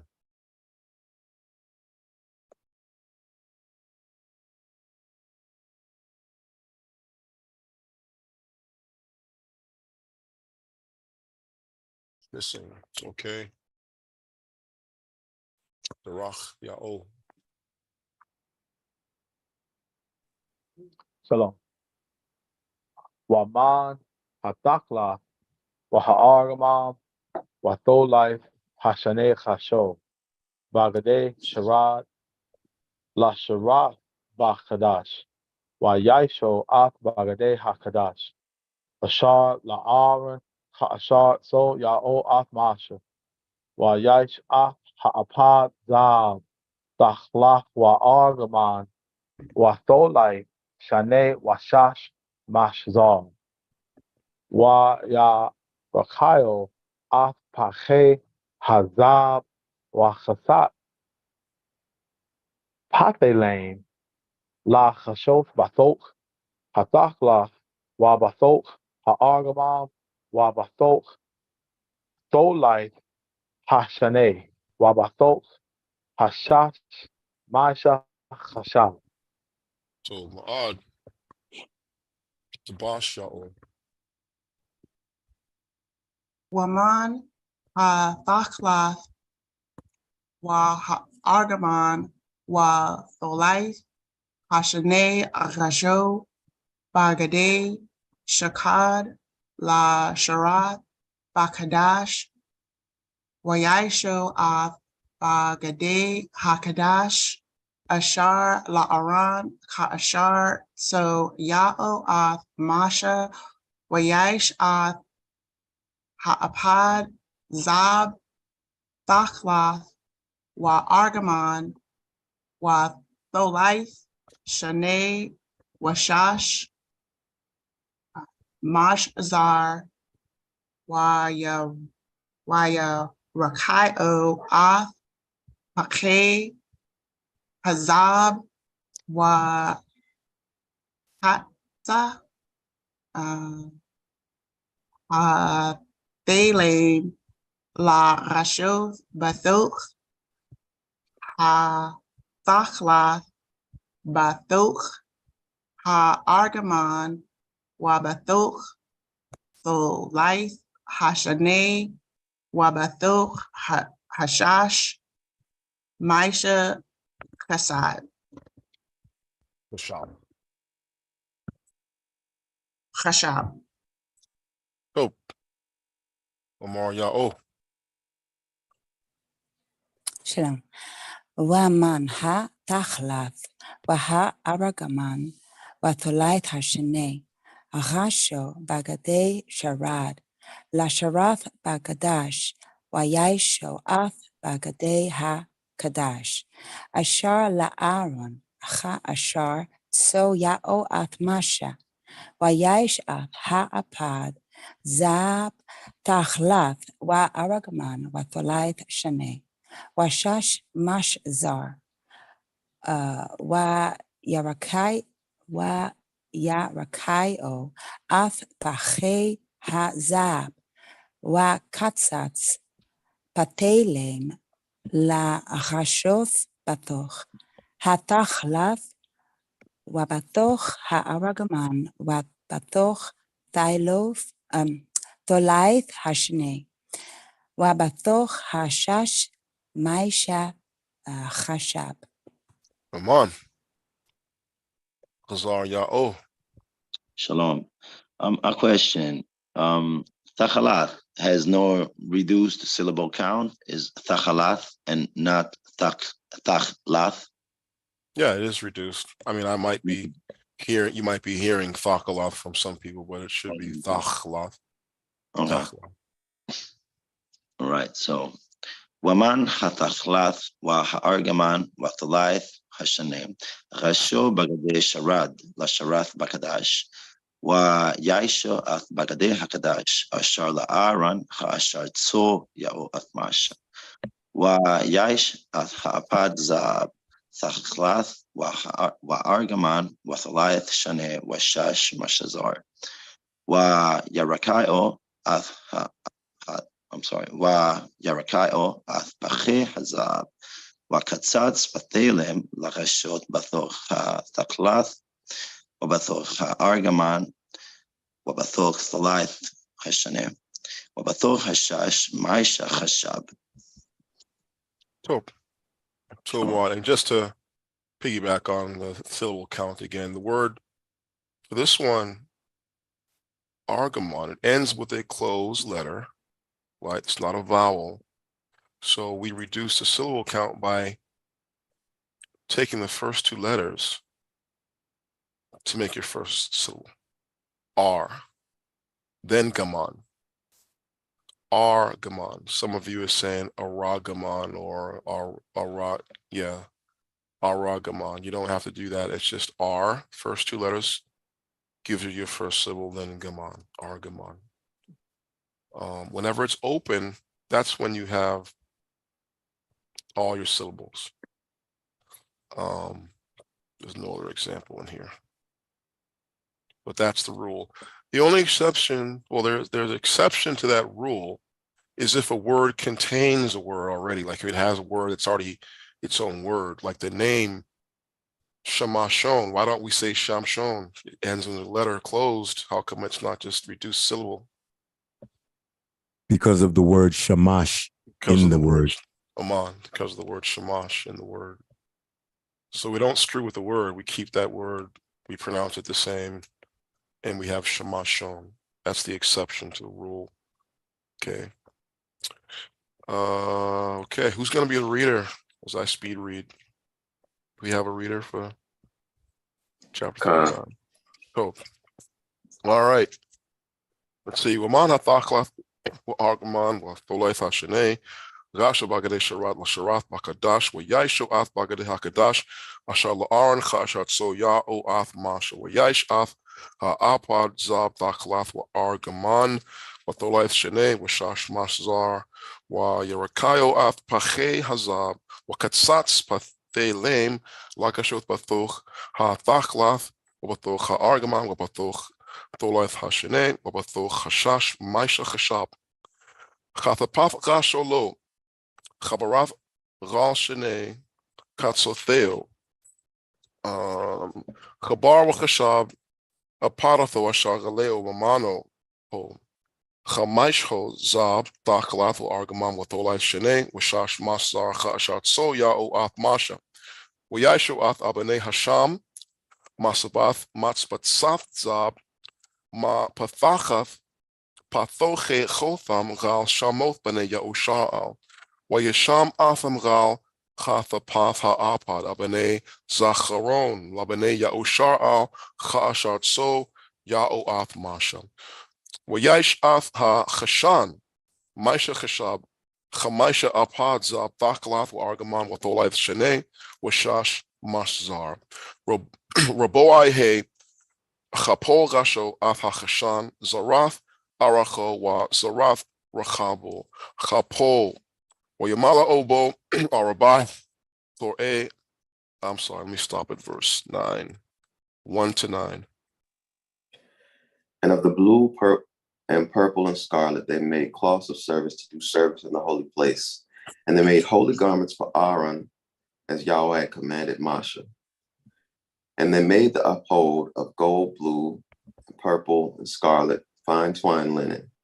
And they did beat gold into the thin plates and cut it into wires to work it in the blue and purple and in the scarlet, and in the fine linen with cunning work.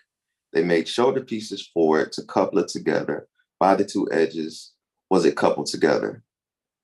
And the curious girdle of his uphold that was upon it was of the same according to the work thereof, of gold, blue, and purple, and scarlet, and fine twined linen, as Yahweh had commanded Moshe. And they wrought onyx stones enclosed in the ouches of gold, graven as signets are graven, with the names of the children of Yahusharal. And he put them on the shoulders of the uphold. And that they should be stones for memorials to the children of Yahusharal, as Yahweh had commanded Moshe. Excuse me. And he made the breastplate of cunning work, like the work of the uphold, of gold, blue, and purple, and scarlet, and fine twined linen. It was foursquare. They made the breastplate double. A span was the length thereof, and a span was the breadth thereof, being doubled. So, verse 10. Wiyamala Obo, Arabai Torah, Aban Torah Adam Patada, Wabarkath Hator Ha'achad, Hator Hashene, Napach Saper Wa Yalam, Wahator Hashaleshe, Lasham, Shabo Wa'ach Lama, Wa'achalama, Wahator Harubeae, Tarshesh, Sham Wa Yashapa. Mosabath Mashbatsath Zab Bamal Atham, Wahabanim Gal Shamoth Bene Yahusha Al Hana, Shathem Geshara, Gal Shamotham Patoche Chotham, Esh Gal Shamo, Lashanem Geshar Shabbat, Wa Yasho Gal HaChashan, Shar Sharath, Gabalath Maisha, Rabath Zab Ta'or. Uyasho Shethe Mashbatzap Zab, or Shethe Tabaith Zab, or Yathano Ath Shethe Hatabaith Ral Shene Katsoth HaChashan. 10 through 16. And they set in it 4 rows of stones. The first row was sardius, a topaz, and a carbuncle. This was the first row. And the second row, an emerald, a sapphire, and a diamond.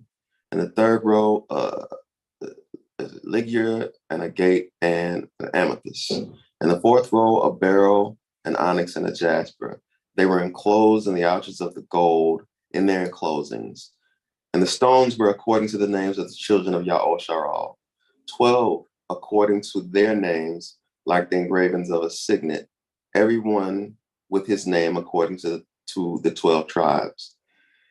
And they made upon the breastplate chains at the ends of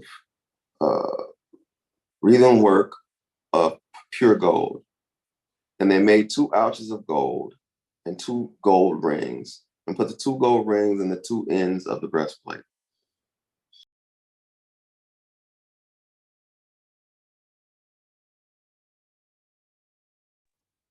You said up to 16? Yeah, that's fine. You stop there, right? So, Wayafano Shate ha Gabathaf Hazab, Gal Shate Hatabaith, Gal Katsoth Hachshan, Wa Shate Katsoth Shate, Ha Gabathaf, Nathano, Gal Shate, Ha Mashbatsaf, Wayafanam, Gal Chatapath Ha Alpad, Almol Paneo, Wayasho Shate Tabaith Zab, Wa Yashemo Gal Shanen, Katsoth, Ha Chashan, Gal Shapatho, Ashar al Gabar ha-apad betha. Wayasho shethe tabayt zab, Wayafanam gal shethe chathapath, ha-apad ma lamata, mamol paneo, la ramath, maklaratho, mamagal la chashab ha-apad. Wa yerachaso ath ha-chashan, matabayth theo, gal tabayth ha-apad. Bathel Thachlath Laheoth Gal Hachashab Ha'apad Wala Yazach Hachashan Magal Ha'apad Chashat So Ya'oath Masha 17 to 21. They put 2 wreathen chains of gold in the 2 rings on the ends of the breastplate. And the 2 ends of the wreathen chains they fastened into the 2 ouches and put them on the shoulder pieces of the uphold before it. And they made 2 rings of gold, and put them on the 2 ends of the breastplate upon the border of it, which was on the side of the uphold inward. And they made 2 other golden rings, and put them on the 2 sides of the uphold underneath, toward the forepart of it, over against the other coupling thereof, above the curious girdle of the uphold. Excuse me. And they did bind the breastplate by his rings unto the rings of the uphold with the lace of blue, that it might be above the curious girdle of the uphold, and that the breastplate might not be loosed from the uphold, as Yahweh commanded Moshe. Tob 22. Wayashath Ma'el Ha'apad, Maisha Arag, Chalel Thachlath, Wa Pe Ha'Ma'el, Bathocho, Chape Thachar, Rashapala Peo Sabeb, La Yakarai. Wayashogal Shole Ha'Ma'el, Ramone Thachlath, Wa Argamon, Watholai Shene, Mashzar. Wayasho Paimane Zab Ta'or, Wayafano Avha Paimanem, Lathoch Ha Romanem, Gal Shol Le Hamael, Sabe Bathoch Ha Ramonem, Paiman Wa Ramon, Paiman Wa Ramon, Gal Shole Hamael Sabeb, Lasharath Chashar Tso Ya'oath Masha. Wayasho Avha Chathanath, Shash Maisha, Arag, La'aron, Walabaneo, Wa'ath Ha Matznapath, Shash, Wa'ath Pa'are, Ha Magabaith, Shash, Wa'ath Machnase Habad, Shash, Mashzar, Wa'ath Ha Abtan, Shash, Mashzar, with Thachlath, Argamon, Watholai Shene, Maisha, Rakam, Chashat, Soya, O'ath Masha. 22 to 29. And he made the robe of the uphold of woven work, all of blue.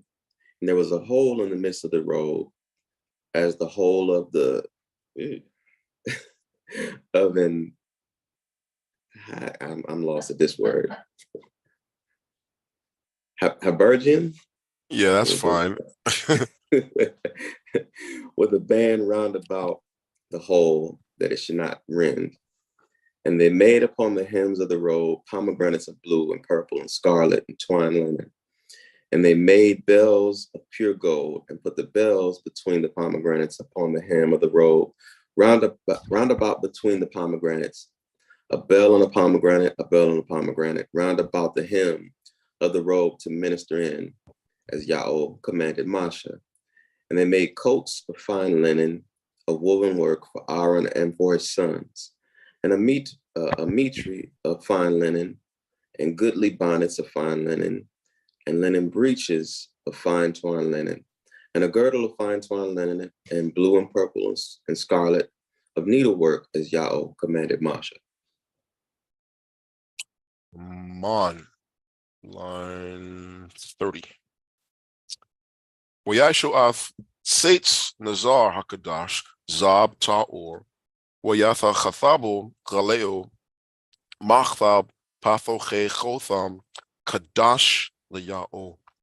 Wayathano Galeo Pathel, Fachlath, Lathaf, Gal Hamatz Napath, Maila Chachartso, Yao Ath Masha. Wathakal Chal Kabadath, Mashchan, Al Mo'ad, Wayasho B'nei Ya'o Shar Al Chachala Shartso Ya'o Ath Masha, Chan Rasho. Wayabea'o, Ath HaMashchan Al Masha, Ath Ha'al, Wa'ath Chal Chaleo, Charaseo, Charasheo, Barecho, Wagamadeo, Wadaneo, Wa'ath Machasa, Gorath, Wa Ha'elam, Ha-Ma'adamim, Wa'ath Machasa, Garath, Ha-Tachashem, Wa'ath Parchath, Ha-Mascha, Wa'ath Aron, Ha-Gadath, Wa'ath Badeo, Wa'ath Ha-Chaparath, Wa'ath Ha-Shulchan, Ath Chal Chaleo, Wa'ath Lacham, Ha-Panem, Ath Ha-Manara, Ha-Tara, Ath Naratheha, Narath Ha-Myracha, Wa'ath Chal Chaleha, Wa'ath Shaman Ha-Ma'or, Wa'ath Mazbach, Hazad, Wa'ath Shaman Ha-Mashcha, Wa'ath Katrath, Ha-Samem, Wa'ath Masach, Pathach Ha'al, Ath Mazbach Ha-Nakshath, Wa'ath Machbar Ha-Nakshath, Asharlo, Ath Badeo, Wa'ath Chal Chaleo, Ath Hacher, Wa'ath Chano, Wa'ath Chalae Ha-Chatzar, Ath Ramadeha, Wa'ath Adeneha, Wa'ath Masach, Lashire, Ha-Chatzar, Ath Me Thareo, Wa'ath Wa'ath Chal Chale, Rabadath HaMashchan, La'al Mo'ad, Wa'ath Bagadei HaSharad, Lasharath, Bakadash, Ath Bagadei HaKadash, La'aron HaChan, Wa'ath Bagadei, Baneo Lachan, Chachala Shatso Ya'o, Ath Masha, Chan, Rasho, Bane Ya'o Sha'al, Ath Chal HaRabada, Wa'yar Masha, Ath Chal HaMo'acha, Wahana, Rasho Atha, Cha'ashar Tso Ya'o, Chan, Rasho, Wayabarach Atham, Masha. That's to the end of the chapter. And they made the plate of the holy crown of pure gold, and wrote upon it a writing, like to the engravings of a signet, Kadash Layao. And they tied unto it a lace of blue to fasten it on high upon the mitre, as Yahweh commanded Moshe.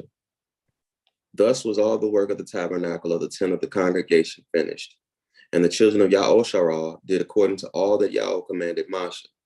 So did they. And they brought the tabernacle unto Moshe, the tent, and all his furniture, his taches, his boards, his bars, his pillars, and his sockets. And the covering of ram skin dyed red, and the covering of badger skin, and the veil of the covering, the ark of the testimony, and the staves thereof, and the mercy seat, the table, and all the vessels thereof, and the showbread, the pure candlestick with the lamps thereof, even the lamps to be set in order, and all the vessels thereof, and the oil for the light. And the golden altar, the anointing oil, the sweet incense, the hanging for the tabernacle door, the brazen altar, and his grate of brass, his staves, and all his vessels, the laver and his foot, the hangings of the court, his pillar, his sockets, and the hangings for the court, his cords, his pins, and all the vessels of the service of the tabernacle for the tent of the congregation, the cloths of service to do service in the holy place, and the holy garments for Aaron the priest, Aaron Hakan and his sons' garments, and his son's garments to minister in Hakan's office, according to all that Yahweh commanded Moshe. So the children of Ya'al made all the work, and Moshe did look upon all the work, and behold, they had done it as Yahweh had commanded. Even so had they done it, and Moshe blessed them. Come on. Come on. Come on. So that's the end of chapter. We got one more chapter to read. We'll do it tomorrow. And then we're into Thor 3. But really, chapter 9 is a summation of the completion of the work of the materials for the construction. And then chapter 40, that's when they erect it. They actually put it together, assemble it. And this is sort of the culmination of Thora. The Thora begins with creation, and then we get towards the end of Thora, and what are we doing? We're in the tabernacle, really. And so you can say that the tabernacle is sort of the goal of this book. And what is the tabernacle? It's Yahweh deciding to dwell with a particular race of people and to be their higher power and to be with them, be so close to them that when they call, he answers them before they finish their sentence. That's the goal of Thor. I know it ends on a somber note with Moshe, writing the book of Thor 5, which is basically an addendum. It says, okay, by the way, there are consequences to your disobedience, and they will be this. All these curses will come upon you, blah, blah, blah. That wasn't supposed to be part of the covenant. I mean, it wasn't a part of the original covenant that Yahweh made with us when he came down. There were no curses, consequences. But then he told Moshe to know. He wrote an addendum. And in that addendum, he has listed all the curses, what would happen to us if we were to disobey, and all the evils that will come upon us, and how we will be scattered and shipped across the sea and all that stuff. But it ends on a high note. Chapter 30 says you will remember the blessings and the curse and the lands of captivity, and you will return. But really, the high note, the goal of Thor is the construction of the tabernacle. That was the one thing Moshe accomplished. It sealed his reputation as our greatest prophet to be the man to take on that project and to have the people. This is the one thing they actually did all together. There was no bickering. I mean, we don't read about it. If there was, it's not mentioned. There were no bickering, infighting, none of that. None of that drama, none of that rebellion going on during the construction of the tabernacle. Everybody was on the same page. Everybody was working together. Everybody had their assignments, and everybody was doing them to the best of their ability, and everybody was getting the job done. And that brought the nation together. If not for a brief moment, the nation was one, brought together, all working on the same goal, to accomplish this goal, to establish the priesthood, to beautify the priests, to make them glorious, fabulous looking garments, the high priest and his servants, and all the tabernacle furnishing, everything was to be absolutely gorgeous, befitting of our higher power to call home. Any questions?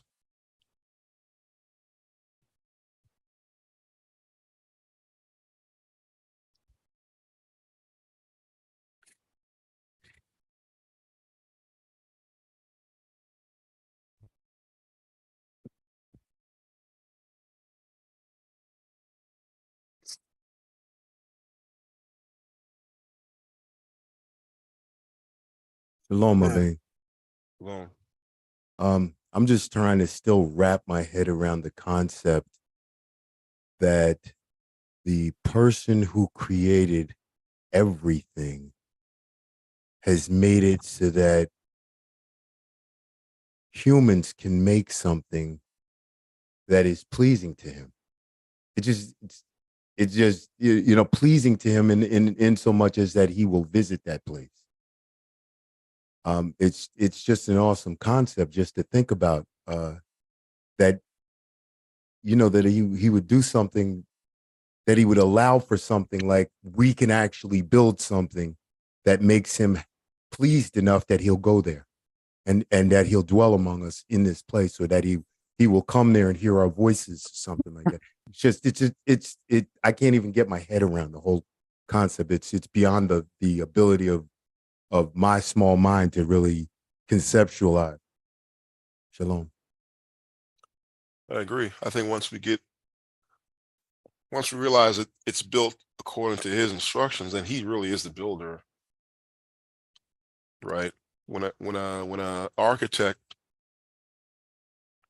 drafts plans for a building, he's really following, or he's paid by some developer who really is conceived it all. And so the real builder is the one who came up with the design, the plan. But yeah, he put it in our hands to do. He let us partake, be involved in the process, and that's shows you that he wants to interact with us. He does not want to be aloof and away. He just wants there to be rules and protocols in place, but he wants to interact. Aman.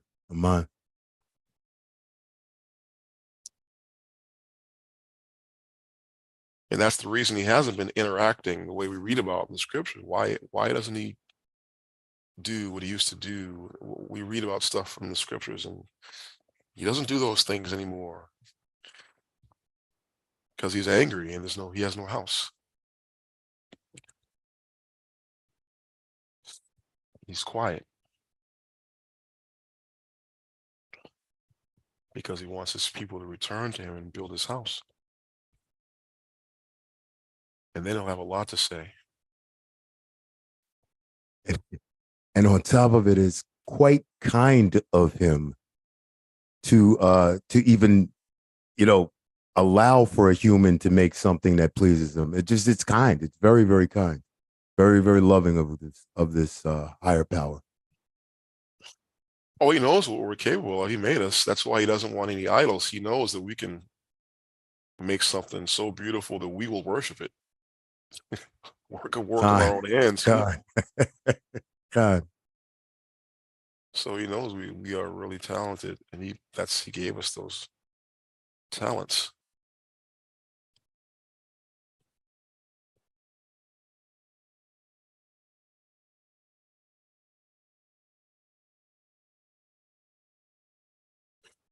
Or the debar bakla. Is it only a reduced syllable count when the ha is in the front of the word? It has nothing to do with the letter ha. It's the end. Does the word end in a closed or open syllable? If it's open, meaning it ends in a vowel, then you have the full syllable count. If it's closed, meaning it ends in a consonant, then you reduce the syllable count. Shalom.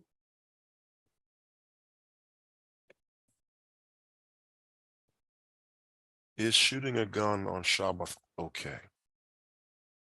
Is it considered kindling a fire? No, I don't see it as kindling a fire.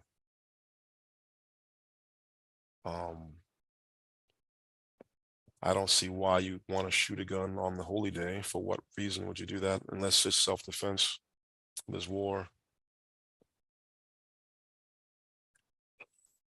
I mean, if it's just a day at the rain and you're having recreation, I guess that's fine. Yeah, recreational. Okay, no problem. Yeah, go out there and put those false names as your targets. Yahuwah, Yahweh, Jehovah, Jesus, put those on your target range and shoot the hell out of them.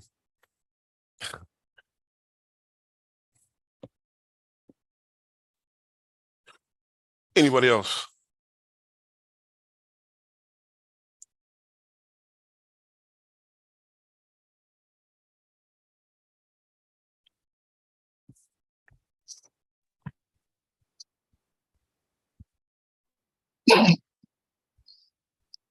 Put those names on there.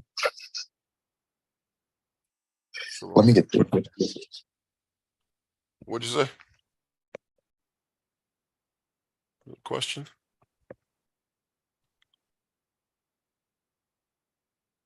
Y'all all right. Hey, I see your hand. Shalom. Yes, so I had a question. I know that like it's like Adam in like the English translation, Adam has said that 130 when it was really like 230 years old. So I wanted to ask about when the father said a man should not live past 120 years old. Is that number also wrong? Because I know No. It doesn't say man won't live 120 years long. That number 120 is talking about how long the world has left until the flood. Okay. I always thought, okay, good. Okay. I didn't know that. I thought it was about the age all of of us, man, oldest. all of us have made that mistake. Christianity kind of put that in on us too. Yeah. And yeah, so all of us have made that. Don't feel bad. That is a mistake every last one of us had made. Nah, the reason I even asked that question because I'm like, nah, this doesn't seem right because it's proven there's people that live 122 and I'm like, huh? This doesn't make sense. And I know y'all don't, have guile or he speak with any form of mistakes or falsehood, I'm like, so I wanted to double check that to make sure that's accurate or not. But I thought that had to do with the age of a man, but good to know that has nothing to do with even the age of a man.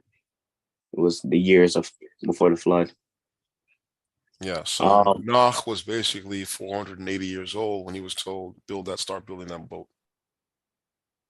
Yeah. Another question too.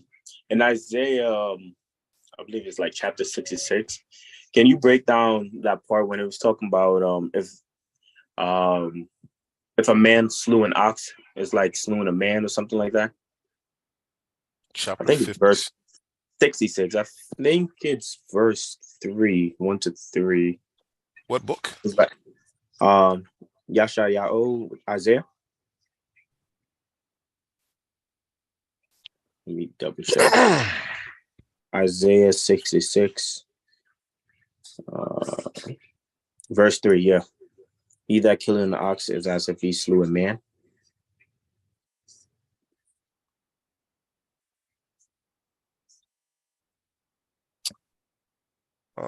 Shochat Ashor, Macha Esh, Wazubah Chasha, Gharab Chalab.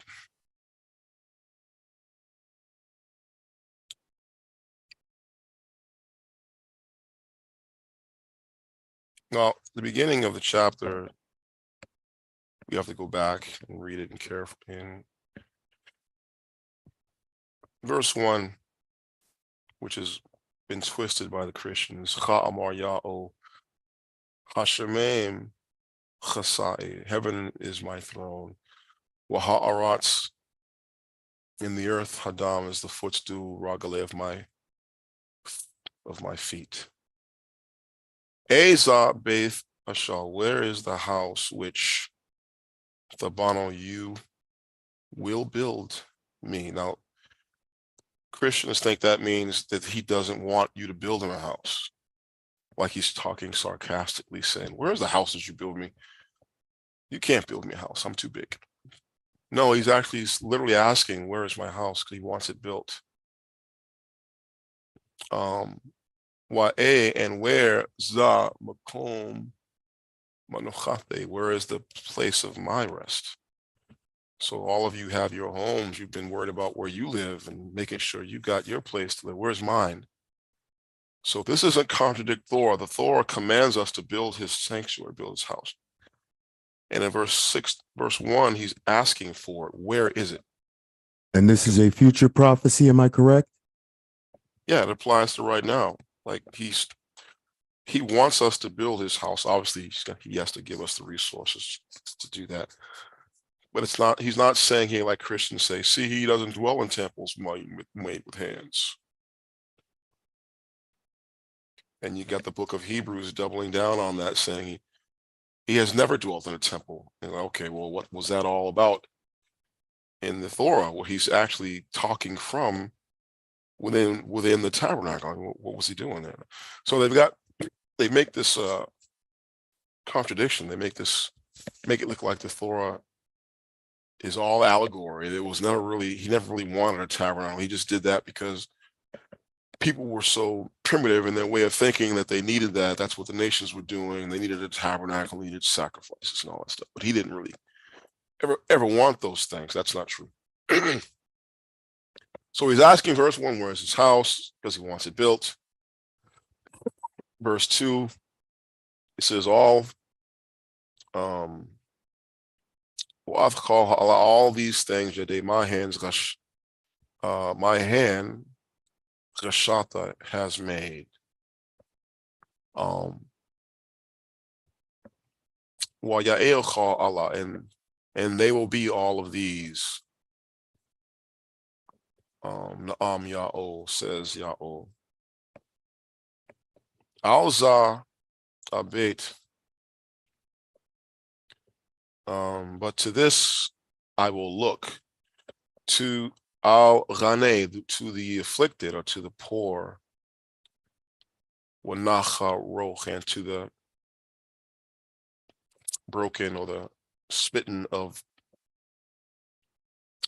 wind. I'm going to say roch is wind here. This person has a deflated, maybe he's depressed. Okay, waharad, and one who trembles gal upon dabari, my word. Then you get to verse 3. So in verse 3, Shochet Hashor, the one who slaughters the ox.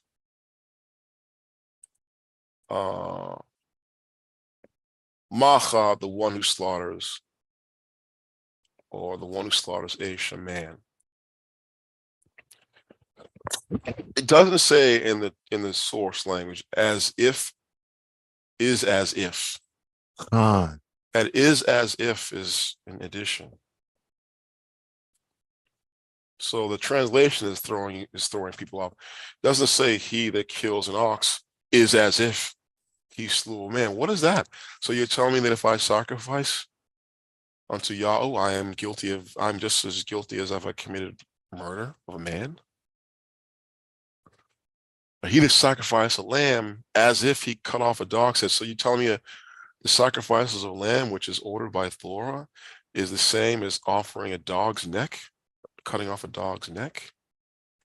These translations, man, I tell people over and over again that you got to put them down, because eventually they'll start messing with you and having you thinking,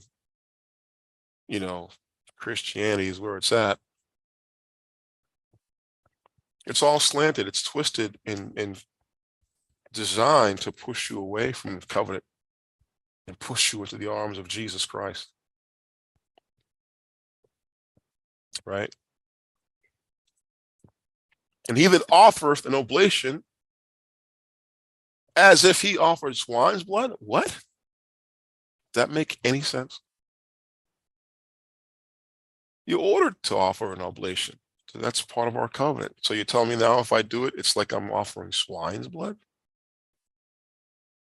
He that burns incense as if he blessed an idol. Wait, whoa, come on, something's got. I mean, you can look at this. Excuse me, you can look at this and say to yourself, something's wrong. Translation is weird. It's weird. So let's go back. Shochat, the first word. I know I'm looking at the source. You guys can't see it. Maybe I should pull it up so you guys can see it. So you're not just taking my word for it. Yeshayahu chapter 66.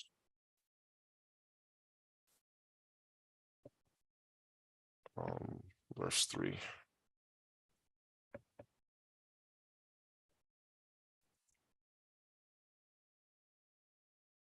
Okay, verse 3. Shochat. Shachat or shochat, same word, the participle for the one who slaughters. Okay, it's a noun where the subject is either doing or receiving an action. In this instance, it is doing in the action, the active participle. Shochat, hashor. The one who slaughters the ox. Right? Macha ish. Macha is another participle. And it means what? The one who smites. The one who smites a man. The one who smites man. What does that mean?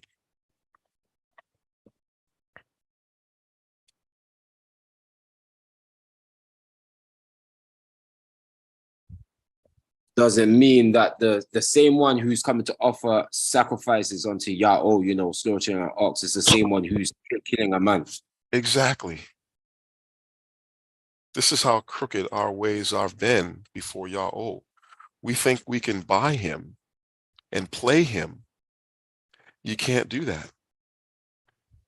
If you're out there murdering people, right? You can't just go to him and offer a sacrifice and think you're good, you're covered. And that's what the churches teach you. That's why you got the Catholic Church harboring fugitives and criminals and gangsters and mob and all the rest, because they think they can just go to confession. And that priest has to keep his effing mouth shut and not tell anybody what that guy just told him. Yeah, I just raped and killed, this but I'm here to confess. Yeah, 5 Hail Marys. See you next confession. That's what they do.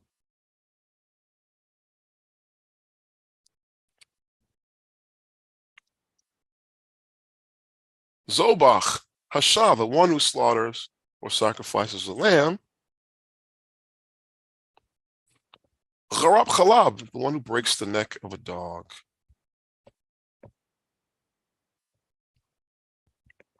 Same thing. Person is trying to play with Yahweh. And we can just run to the, go to the bottom and can, or the end of the verse. And it tells you that that's how you should interpret it. Okay. Ba darachehem, according to their ways. Choosing according to their ways. They choose according to their ways.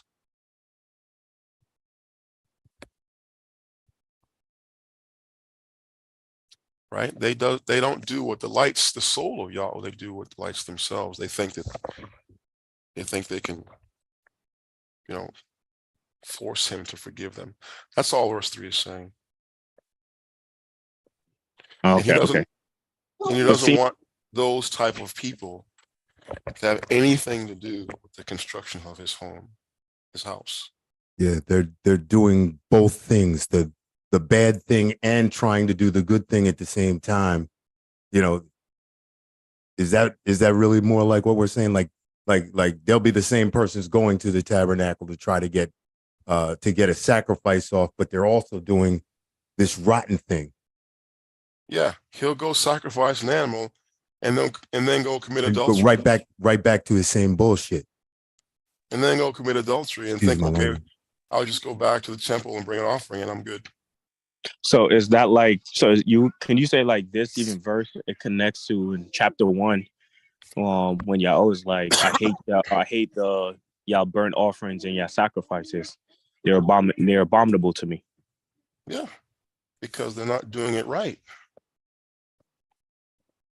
They're just trying to play with him and buy him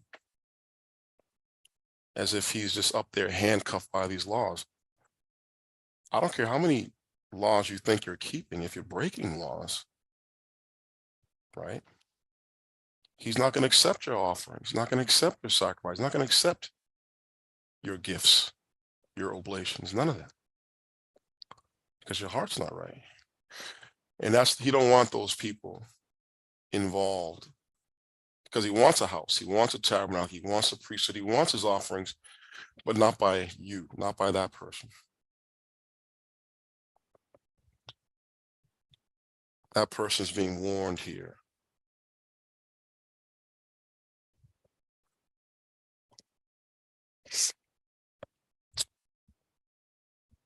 Anybody else? Thank you, my man. That really clarified everything.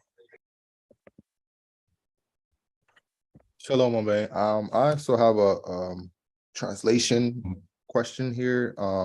In the Greek, Matthew, chapter 16, verse 24.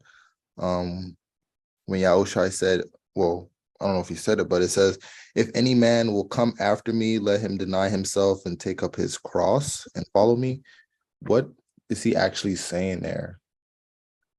I didn't think he was talking about. Well, it doesn't say cross. It does say in the Bari, the beam that you would take to the gallows.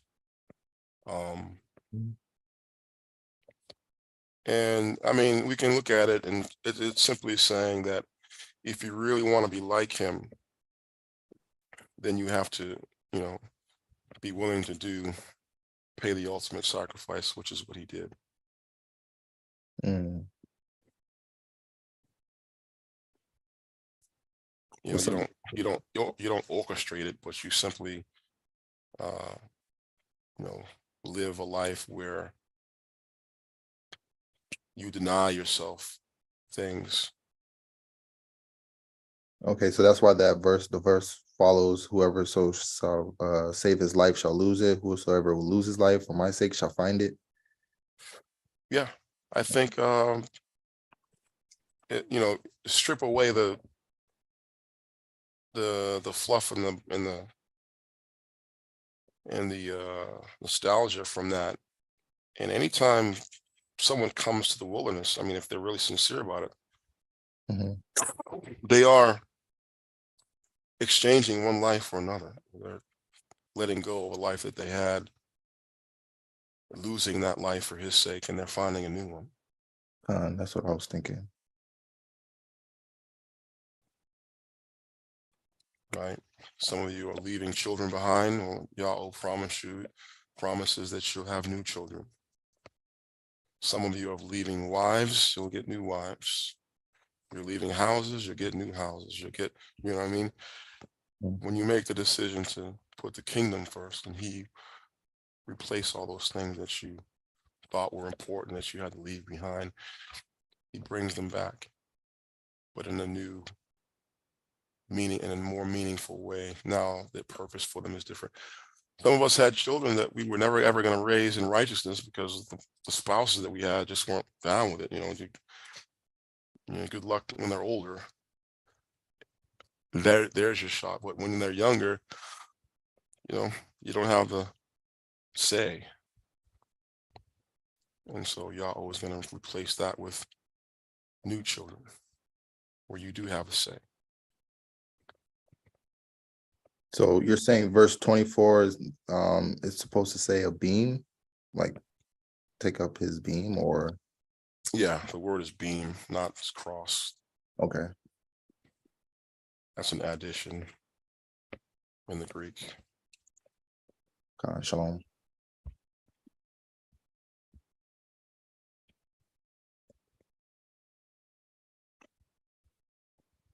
Anybody else?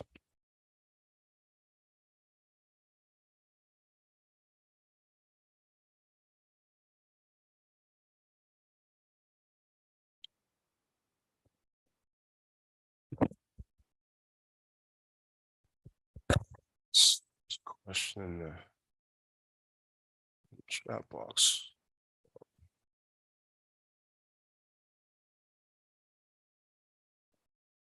Yeah, Enoch walked with Allah and was taken. I mean, Torah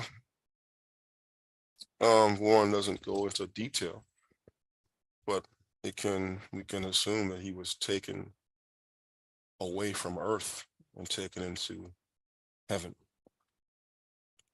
And that's as far as it goes. Doesn't discuss what that meant. We know it doesn't mean physical death. He didn't kill him. He simply took him to heaven.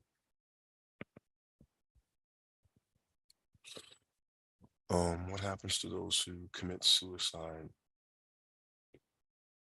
I don't know. I don't care what Christianity says about it, that the law doesn't tell you that if you commit suicide, there's a specific outcome from that. Yahweh is the judge. He will decide your fate.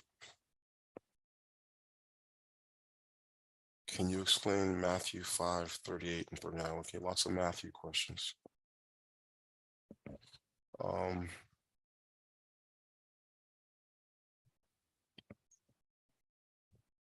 From the Greek or from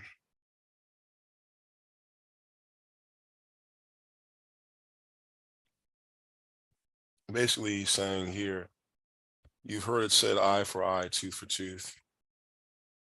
But I say to you that you resist no evil, but whosoever shall smite you on the right cheek, turn to him the other.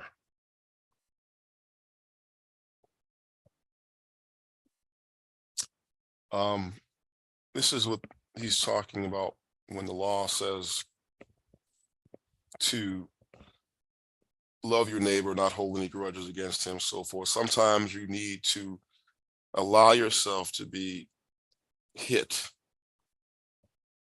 and not defend yourself and not just stomp your chest and assert yourself. Let yourself take that hit. And I'm not talking about big things. I'm talking about small. The Messiah was talking about how to resolve conflicts and stop them from happening because he knew the people would eventually need this counsel if they're going to work together and build a nation. Okay, so sometimes, listen, it's not always important that you be right and perceived to be right in an argument, right? Someone might perceive you said something offensive and they're just not going to budge. You did this and this is how it made me feel. What are you going to do? You're going to sit there and argue with them, or you can say, listen, I'm sorry. I apologize if whatever I said offended you. Just take the hit and be gracious and apologize.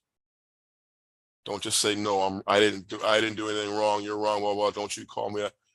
All you're doing, if you see that person who's hurt and they just feel like you need to, all you're doing is dragging it out and making it worse. But if you're a leader, you have to be big enough to say, listen, I'm sorry. Okay, I didn't mean it that way. Sorry you took it that way. I apologize. Like, here's my cheek, smack it. You want the other one? Okay, you resolve it. And hopefully the ideal situation would be in the future, that person, once they get out of their feelings, they say, you know what, I owe you an apology. I'm sorry. You handled that the right way. And I just was not was not able to see it until later. You let some time go by and I appreciate that. And now I realize that I'm the one who should apologize to you. I mean, that's what will happen. Ideal case scenario, when you decide to take the hit. Now, I'm not saying you let someone steamroll over you and do something wicked. There's a line. Certainly there's a line that you don't let folks cross. You don't let someone blatantly violate you or something like that. But when it's the small stuff, this is what he's talking about. Stuff that we bicker and argue about, little stuff. Okay, you can take the hit, be the bigger person. And, ideally that brother or sister will come around and say, yeah, I see that I was the one in the wrong. I apologize. And then you win your brother, you win your sister that way. That's what he's talking about, these two words. He's not telling you to turn the cheek to every evil, like what the oppressor does to you. You don't have to turn the cheek to that. But with your brother, who you have a misunderstanding with, and both of you are, keeping the covenant, yeah, you can turn the cheek to him or her. It's not going to kill you. You're not going to die. You'll be fine. And at the end, you'll be the hero. You'll be like the example. You'll set the example. That's what he's talking about in these two verses.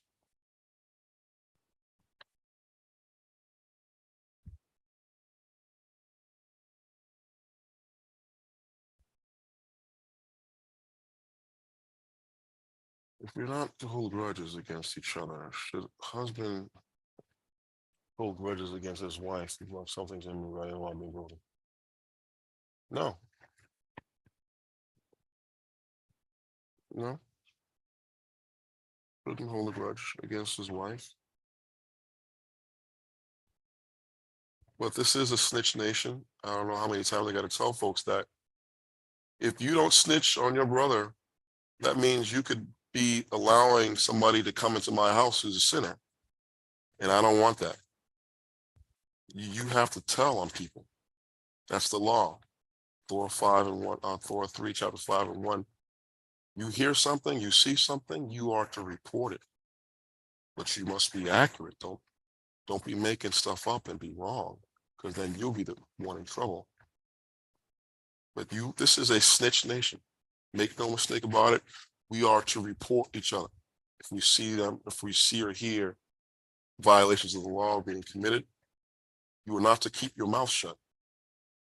Keep it to yourself and protect that person from being exposed. No, you are to report to the judges or to me, someone in leadership. They have to know. Then they'll investigate, get to the bottom of it before it festers and becomes something bigger. So no one should be looking at each other. Oh man, you're a snitch. You should say, yeah, that's what I'm supposed to be. That's what you're supposed to be. Marshall locked away. Wait, do we even have like judges right now, or is it like just leadership? Yeah, right you have now? judges, you have leaders who are the ones. Wait, there's judges? Yeah. I didn't know that.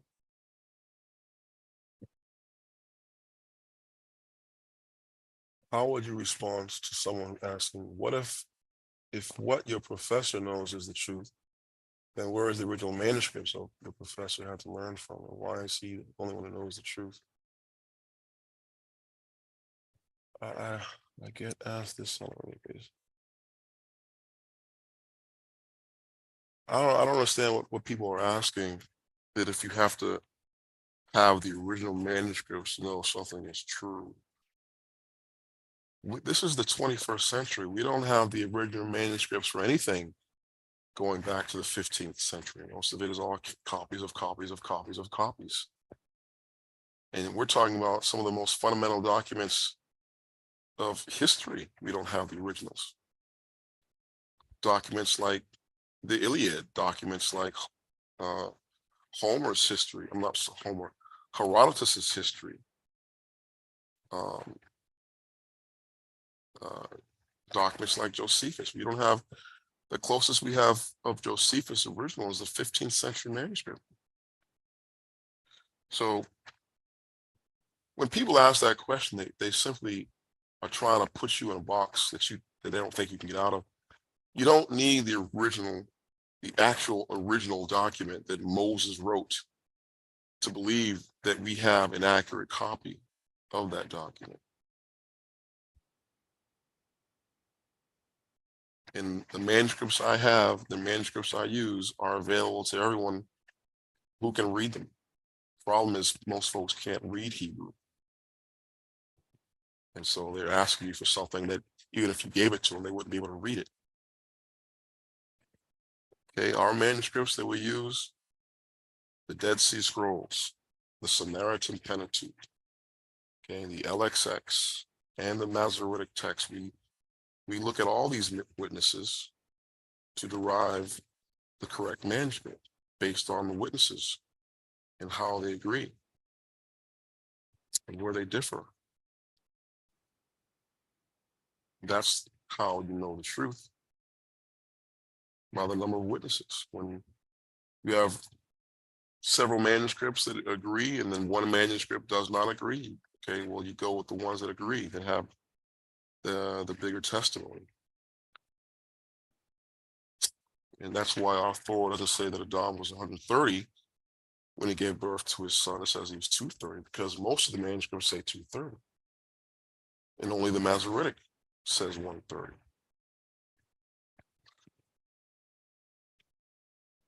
So the older manuscripts are, telling you that the Masoretic has a mistake here. And that's how we derive the Thor that we read today. The Thor that I wrote is based on that. So you're not supposed to go to the person directly if you're doing something wrong. No, you go to someone directly when they offend you, they've done something wrong to you. When someone has offended you, you pull them aside in private. But if you see someone doing something wrong, period, you don't have to go to them. For what? They didn't do anything to you. You just happen to witness something they did. You go straight to the judge and say, listen, I saw this, blah, blah, blah. But if someone has done something to you, then you pull that person aside in private, try to resolve it. But if they haven't done something to you, what's there to fix? You can't say, dude, I just saw you,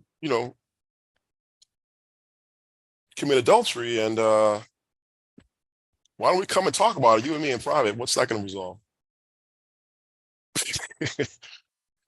There's nothing you can do. You can't fix that. It's got nothing to do with you. So you report that to the leaders.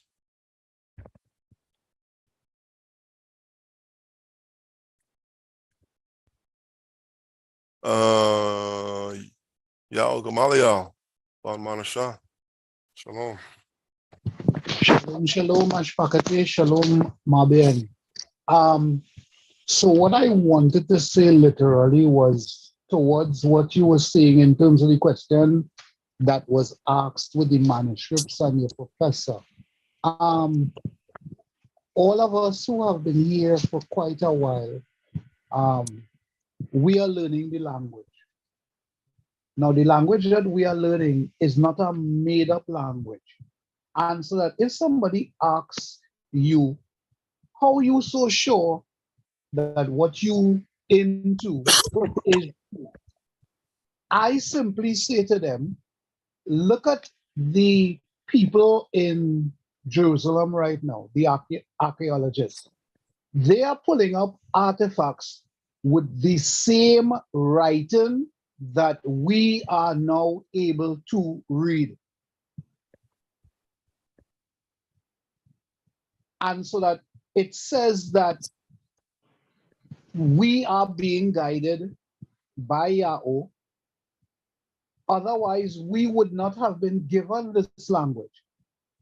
There are people who there are people that pulling up these artifacts from the ground and they can't read it.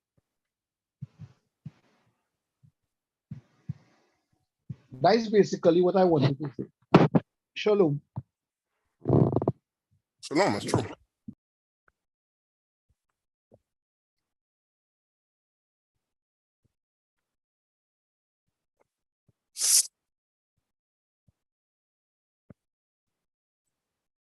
Anybody else?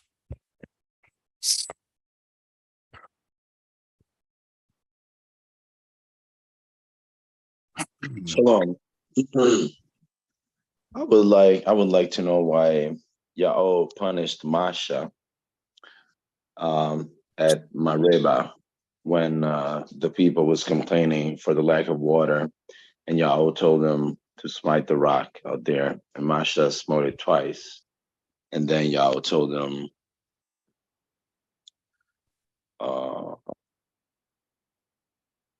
wait a second. Because ye believe me not to sanctify me in the eyes of the children of Yahushua, therefore you shall not bring this congregation to the land which I have given them. Why did Yahweh understand that Masha didn't believe in him when he smote the rock twice and had water coming out of it? Well, what was the order to give him? To smite it once. No.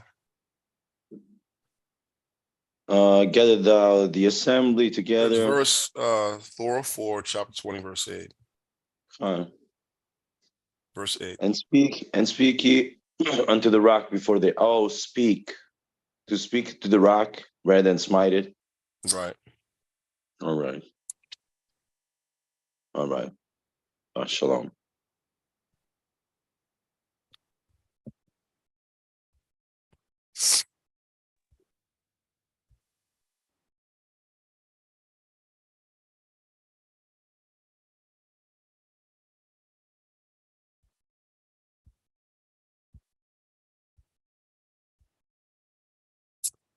Anyone else?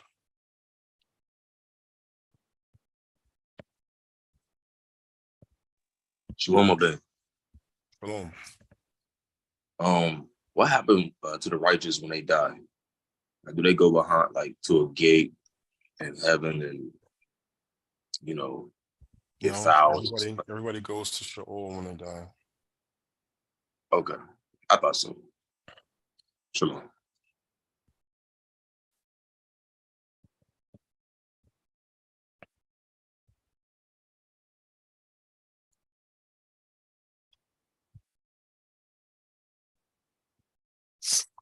Shalom, Abay.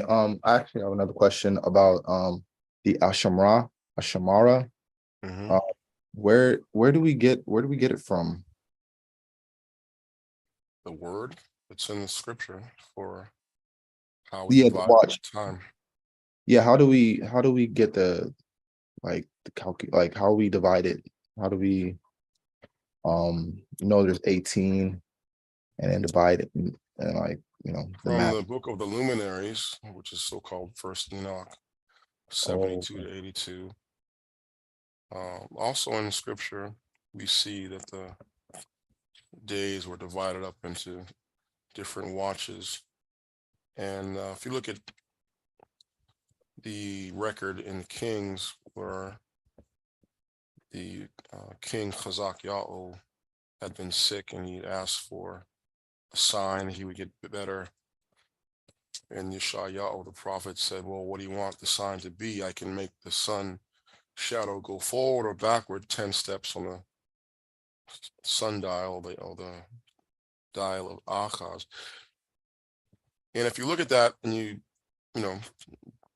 play with the numbers, you'll find out that there are 18 watches in a day. And each watch is divided up into 2 mile or 2 steps. I'm sorry, yeah, which is a half of a watch. A whole watch is equivalent to about 80 Roman minutes, whereas a Roman hour is 60 minutes. We don't use the Roman Babylonian base 60 system. That's one of the things we are separating from, that system of base 60. Ours is a different method based on 7,294. 7,294, yeah, with no zeros, right? Yeah, no zero. Zeros. And so the degrees of a circle, which they say is 360, where they use 0 in that number, which is ridiculous. In our system, it's 364, and there is no 0. There's no 0. And with the half circle be 182, then a 91 right angle. Exactly. And it's impossible, the systems on your computer now,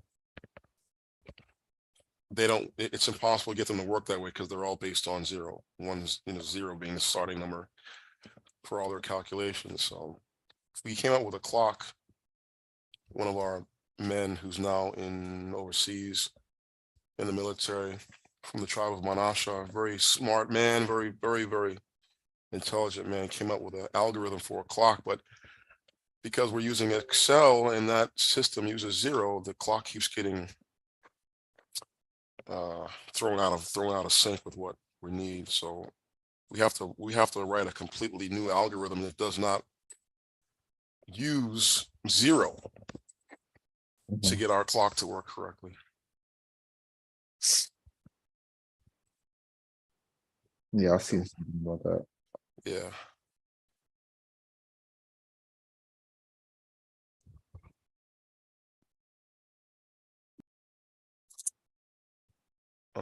Anybody else?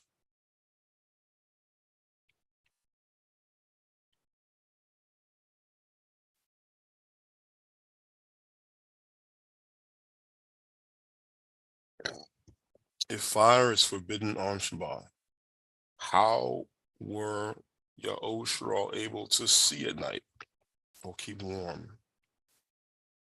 Also, if a heathen makes food with fire on Shabbat, can you eat it? Well, you can light a fire and let it burn into Shabbat. So you could have lamps or places in the city that have fires that were burning the night before, or and then Shabbat comes on and they can burn through the day, but you can't set a fire on Shabbat. And you can cook food on Shabbat as long as you're not using fire to do it. So you can prepare food as long as you're not making fire. Can you eat food prepared by a heathen making fire on Shabbat?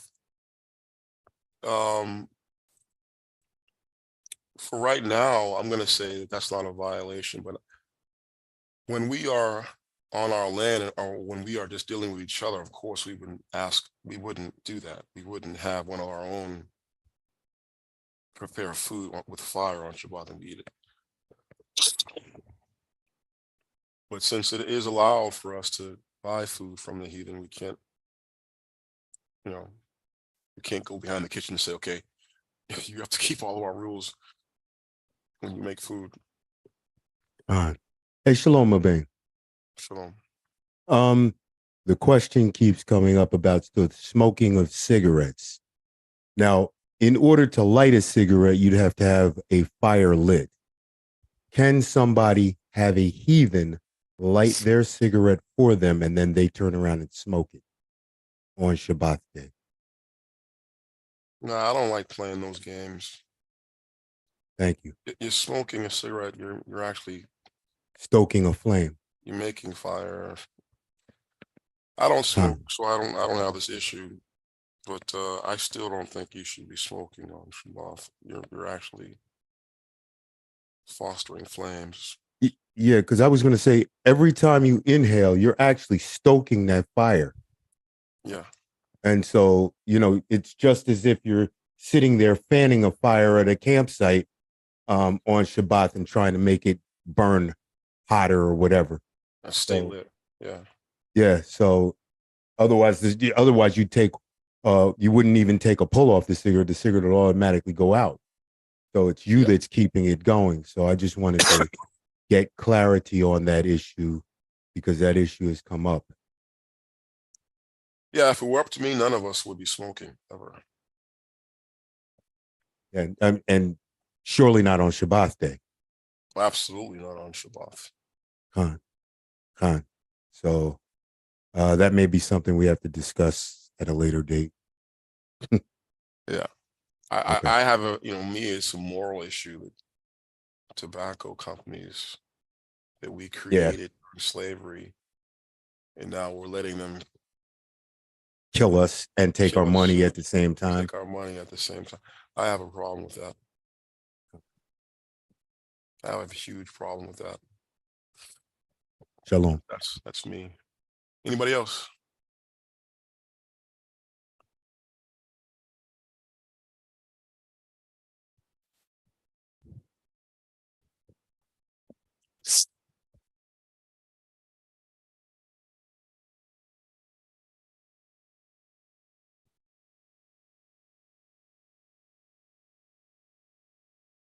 No? All right. Why don't we do a quick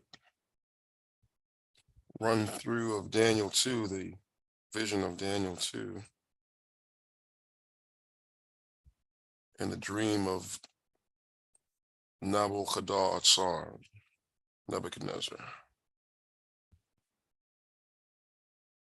So this is Daniel chapter 2, and it's quite long. It's almost only 49 verses. And we can just, it's in Aramaic, so I'm not going to make you learn Aramaic today.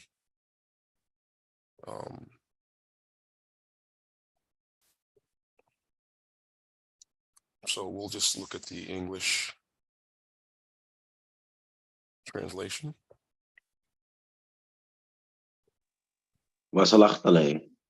Shalom.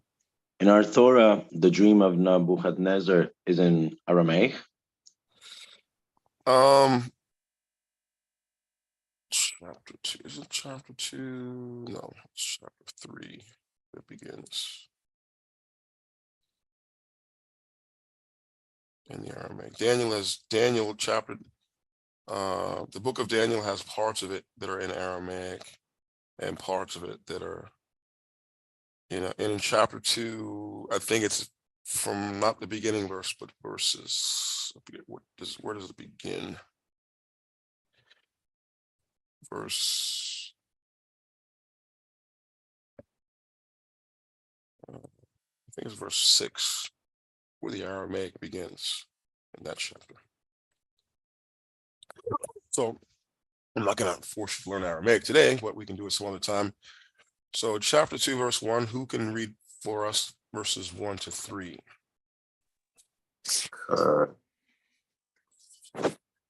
Now in the second year of Nebuchadnezzar's reign, Nebuchadnezzar had a dream, and his spirit was so troubled that his sleep left him. Then the king gave the command to call the magicians, the astrologers, the sorcerers, and to the Chaldeans to tell the king his dream. So they came and stood before the king. And the king said to them, I have had a dream, and my spirit is anxious to know the dream. Okay. 3 more verses. Okay.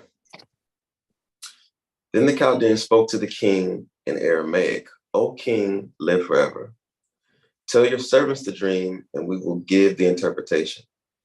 The king answered and said to the Chaldeans, my decision is firm. If you do not make known the dream to me and its interpretation, you shall be cut in pieces, and your houses shall be made an ash heap. However, if you tell the dream and its interpretation, you shall receive from me gifts, rewards, and great honor. Therefore, tell me the dream and its interpretation. Okay, this is a, very odd request for the king. He knows what the dream is. He doesn't want to tell them because he thinks that might give it away. He wants them to prove that they are really, truly who they claim to be. He wants them to tell them what his dream was and what it means. Next 3 verses.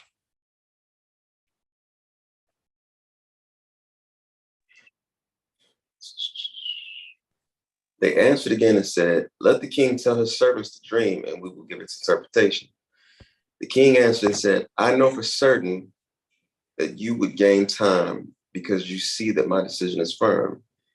If you do not make known the dream to me, there is only one decree for you. For you have agreed to speak lying and corrupt words before me till the time has changed. Therefore, tell me the dream, and I shall know that you can give me its interpretation. All right, so the king is not budging here. He knows it's an odd request, but he knows if he tells them the dream that they will all come together and make up some story about what it means. And he can't trust that. So he wants them first to tell him the dream, and then he'll trust that they can explain it. 10 through 12. The Chaldeans answered the king and said, there is not a man on earth who can tell the king's matter. Therefore, no king, lord, or ruler has ever asked such a thing of any magician, astrologer, or Chaldean. It is a difficult thing that the king requests, and there is no other who can tell it to the king except the gods, whose dwelling is not with flesh. For this reason, the king was angry and very furious, and gave the command to destroy all the wise men of Babylon. Okay, so just for historical purposes, the second year of Nebuchadnezzar is the year 603 BCE. So 603 BCE. Okay. Next 3 verses. So the decree went out, and they began killing the wise men. And they sought Daniel and his companions to kill them. Then with counsel and wisdom, Daniel answered Ariel, the captain of the king's guard, who had gone out to kill the wise men of Babylon. He answered and said to Ariel, the king's captain, why is the decree from the king so urgent? Then Ariel made the decision known to Daniel. Okay, so now we're going to see the prophet Daniel get his moment to shine. Next 3 verses. So Daniel went in and asked the king to give him time that he might tell the king the interpretation. Then Daniel went to his house and made the decision known to Hananiah,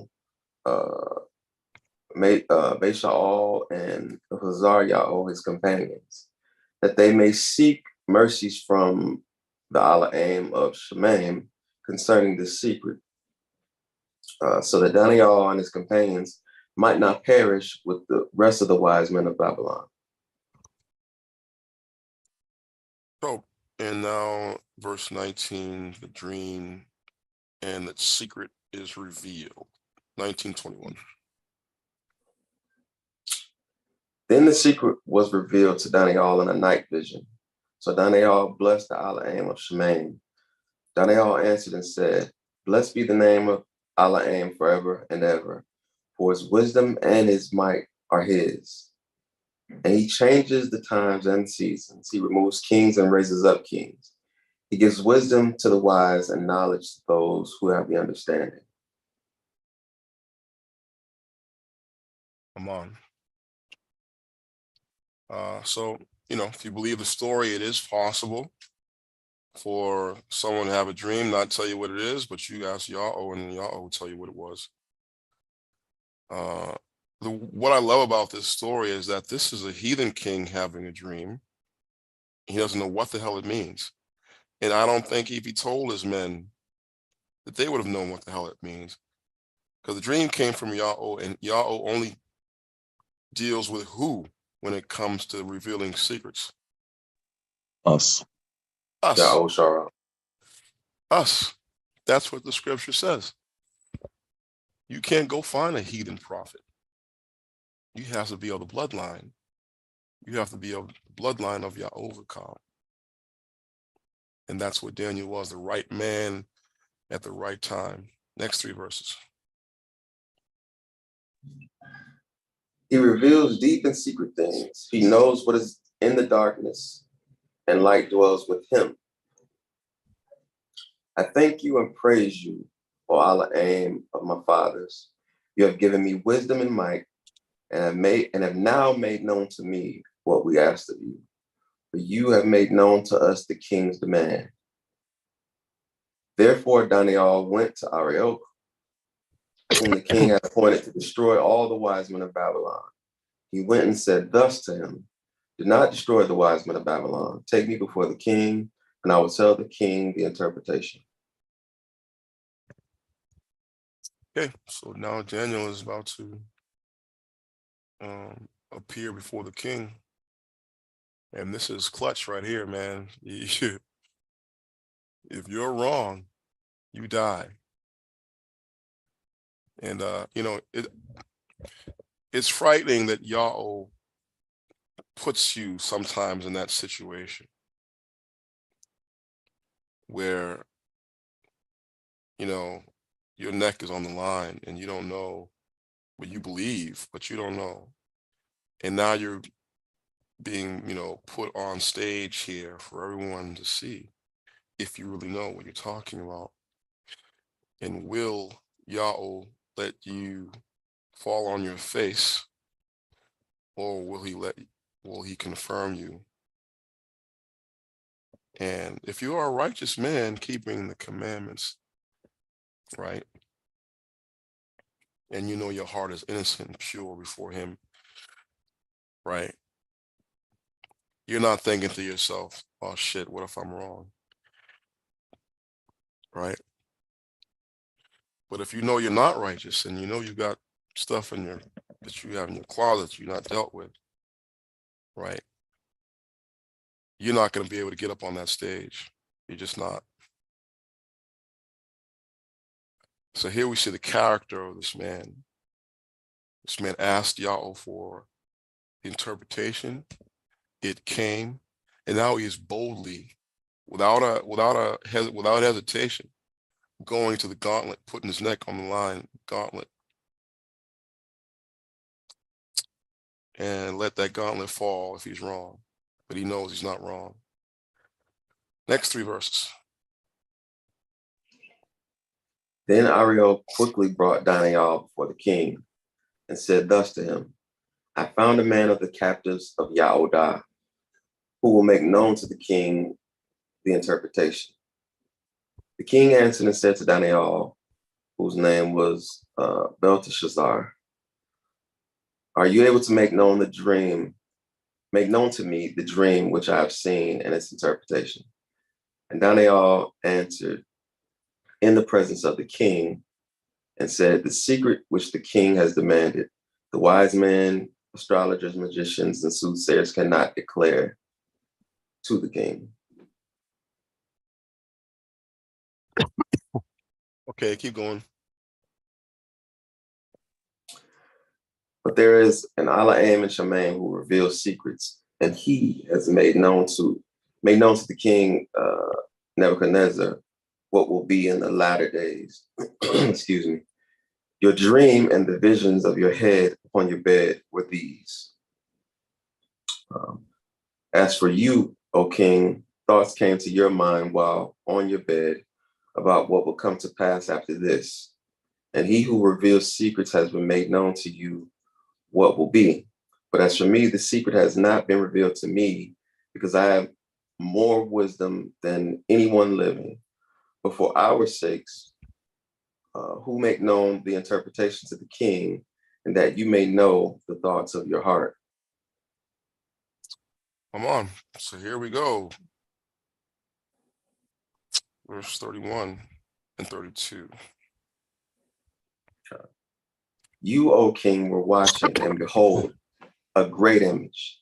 The great image whose splendor was excellent stood before you, and its form was awesome.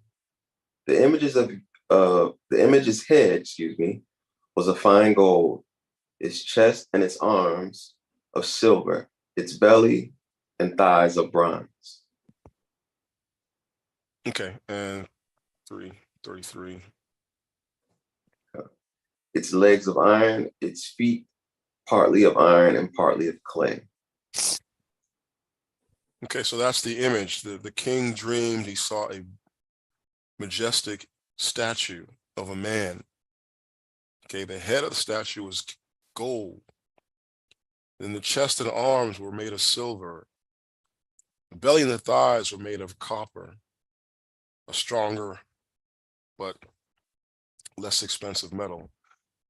And the legs were iron, a stronger but less expensive metal. And the feet were partly iron and partly of clay. And clay has absolutely no value compared to the metals. Okay, verse 34 and 35. You watched while a stone was cut out without hands, which struck the image on its feet of iron and clay and broke them in pieces. Then the iron, the clay, the bronze, the silver, and the gold were crushed together and became like chaff from the summer threshing floors. The wind carried them away so that no trace of them was found. The stone that struck the image became a great mountain and filled the whole earth. Come on. So this great majestic image made of these various metals. At the bottom of it, where it was iron and part clay, there was a stone that had been excavated or cut out of a mountain without hands that smote the image upon the feet. They were made of iron and clay, and it broke them to pieces. And then that caused a chain reaction, cascading effect. Then the iron, the clay, the copper, the silver, and all the gold were broken together. The image came crashing down and became like the chaff of the summer threshing floors, so the wind carried them away, that no place was found for them. And that stone that smote the image became a great mountain and filled the whole earth. All right. 36 to 38. This is the dream. Now we will tell the interpretation of it before the king. You, O king, are a king of kings.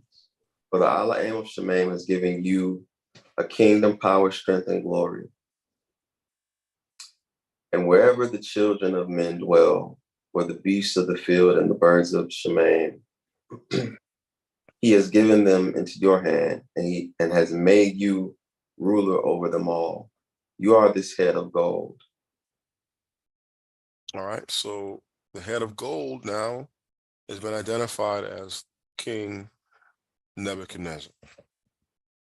And he became king in 605, and he died in 582, but he had a reign of 43 years. Okay, there were other kings after him, but none of them were as great. No Babylonian king after him was as great as he was. He was the greatest of the Neo-Babylonian kings. Okay, verse 39. But after you shall arise another kingdom inferior to yours, then another, a third kingdom of bronze, which shall rule over all the earth. Okay, the kingdom that came after Babylonia was the Persians and the Medes. Okay, they were the silver, an expensive metal, but not as expensive as gold. And then after that kingdom, there came a third kingdom of copper, which is the kingdom of the Greeks. Okay, Alexander the Great conquered the Persians in 330 BCE, and the Greeks established rule over all the earth. Okay, verse 40 to 42. And the fourth kingdom shall be as strong as iron, inasmuch as iron breaks in pieces and shatters everything. And like iron that crushes, that kingdom will break in pieces and crush all others. Whereas you saw the feet and toes partly of potter's clay and partly of iron, the kingdom shall be divided, yet the strength of iron shall be in it, just as you saw iron mixed with ceramic clay. And as the toes of the feet were partly of iron and partly of clay, so the kingdom shall be partly strong and partly fragile. You can read verse 43, I'm sorry. As you saw iron mixed with ceramic clay, they will mingle with the seed of men, but they will not adhere to one another, just as iron does not mix with clay. Okay, so the fourth kingdom is characterized as iron. We know that has to be Rome. The strongest of all those metals, but also the least expensive. So it shall break in pieces and bruise everything, but it will have feet with toes that are part clay and part iron. How many toes do we have? 10. 10. So when we get to the feet and toes, we're talking about a kingdom that has 10 kingdoms. They will be divided, but they will be in it strength of iron, but because it's clay, it's also weak. So there will be some strong nations and some not so strong. So the kingdom shall be partly strong and partly brittle. Verse 42. And yep. I swear did you talk about this once before about the 10 monarchs or something like that? About the 10 kingdoms within Rome that they split apart and they represent. Yeah, I this can't isn't the remember first what you time said. I'm talking about it. This is like the millionth, Okay, the gazillionth that's what I time. thought. Shalom. Okay, so the iron and clay don't mix. They try to mingle, but they can't cleave to one to another, just as iron does not stick to clay. That's the state of the world, okay, before the kingdom arrives. The stone that strikes this image is the beginning of the kingdom. Okay, verse 44 to 45. And in the days of these kings, Allah Shemaim will set up a kingdom which shall not be destroyed.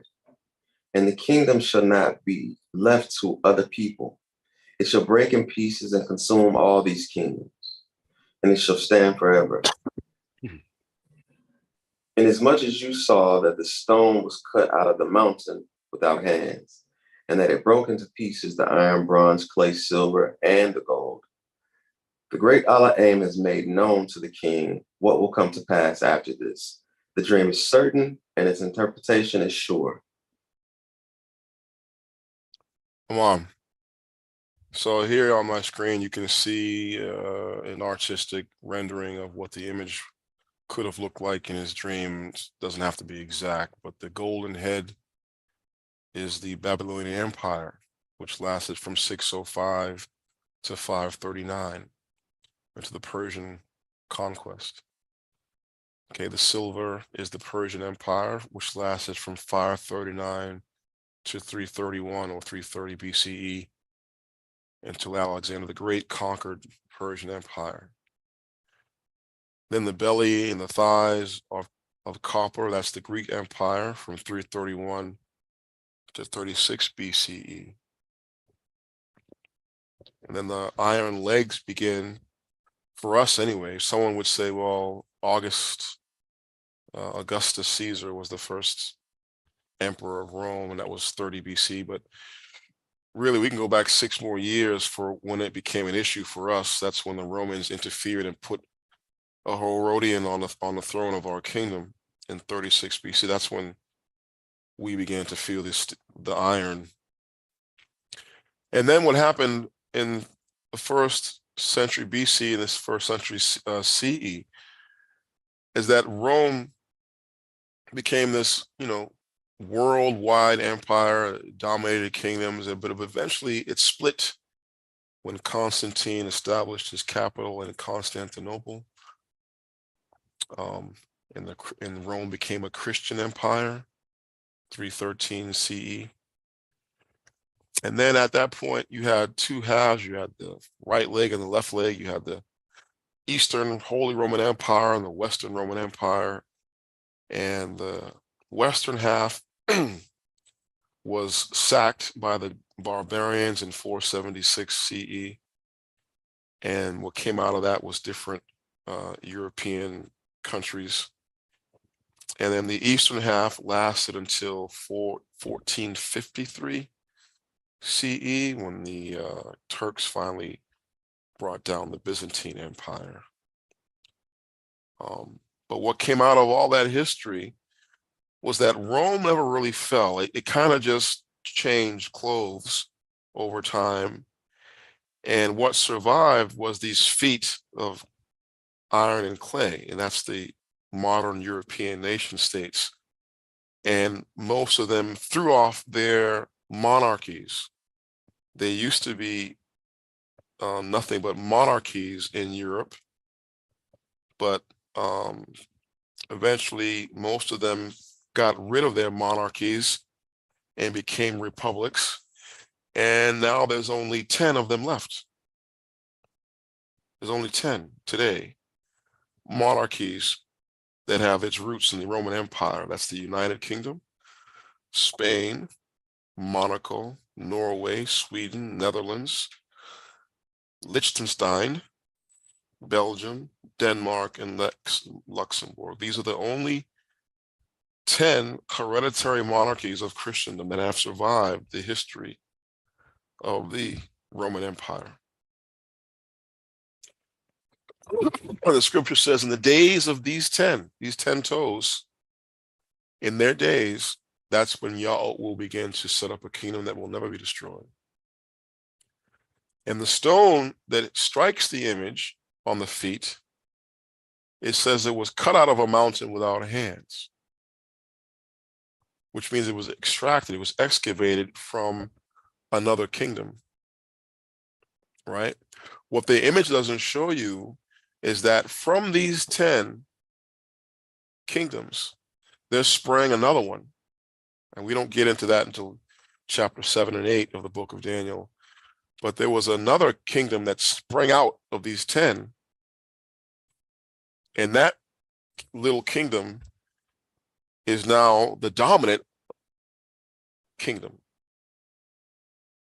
It began as a little horn, and during its rise, it uprooted 3 of the 10 in its rise to power. And now it is the most dominant empire the world has ever known. It's not shown in this image.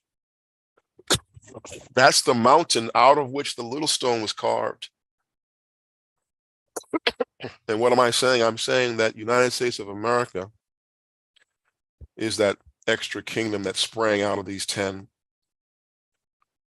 And the little stone that was carved out of that mountain is the remnant that Yahweh was extracted from them to bring to the wilderness.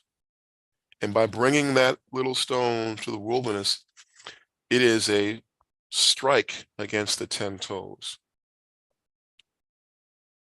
in such a way that it will cause the whole image that you're looking at to collapse. How is that going to happen? You're just a pebble.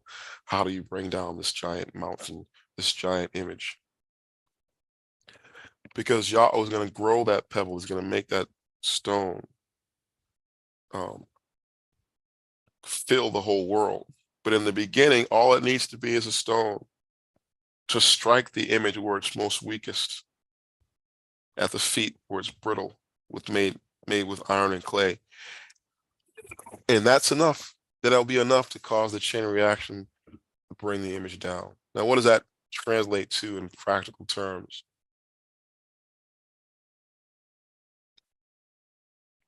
The stone has to be diametrically opposed to everything this image stands for. Now, you notice that the head is Nebuchadnezzar, but Nebuchadnezzar is also, the Babylonian Empire is also running through this entire image. The whole image is Babylon, not just the head.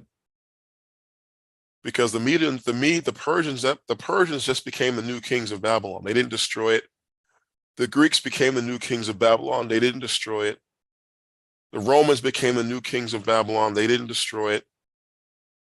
So the whole image is Babylon. And the United States of America is the quintessential expression, highest expression of the Babylonian Empire, the daughter of Babylon. And that little stone is diametrically opposed to everything it stands for. And by coming out of it, by fleeing from it, by exodusing, making an exodus from it, and going someplace where it can get itself straight with its own higher power. Okay.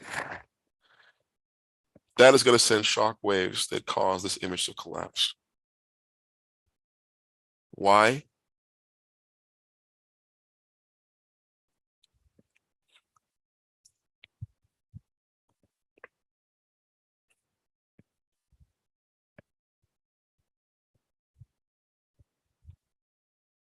Why does a little remnant group of people have the potential to bring down this mighty image? Just by separating from the mountain, just by being excavated from the mountain. How does it pose a threat to this image?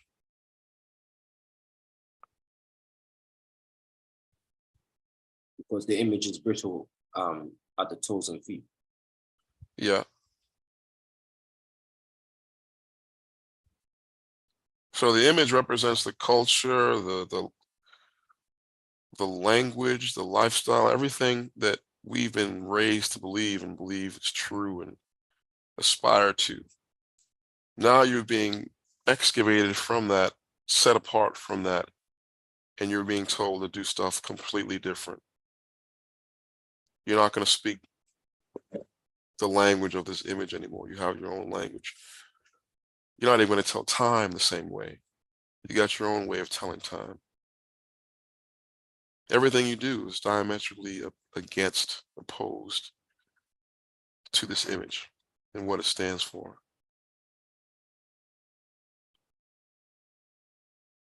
And by you doing that, by you setting yourself aside, setting yourself apart to keep the commandments of Yahweh, Yahweh is going to use you as his weapon to destroy this whole image.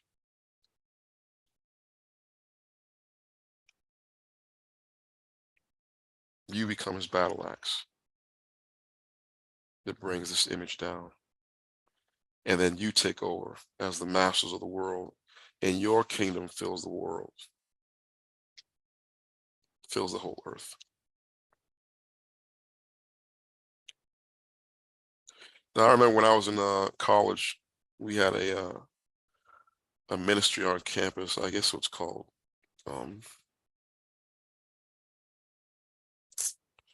I don't know what they were. They weren't. Was it campus life? No, they were all about baptism. They were teaching you that you got to be baptized. And they would come on to, you know, try to recruit guys off the football team and stuff like that. And I remember going to one of their little Bible studies, and they were trying to tell me that, yeah, the little stone is the church, and the church is what's going to grow and fill the world and strike this image and destroy it and all that stuff. I just remember thinking to myself, what does the church do that's any different than what this image is already doing? I mean, what are you offering that's a threat to this image? I mean, you basically teach to pay authority. You don't, you know, you teach pay your taxes. You teach, you know, you should vote. How are you in any way considered a threat to this image when you're basically a conformist? Your church is conforming to this. You're a 501c3, which basically means you're an arm of the government, and they don't tax you, but they can definitely control what you say and how you say it, where you say it. You know, you're monitored. How are you a threat to this image?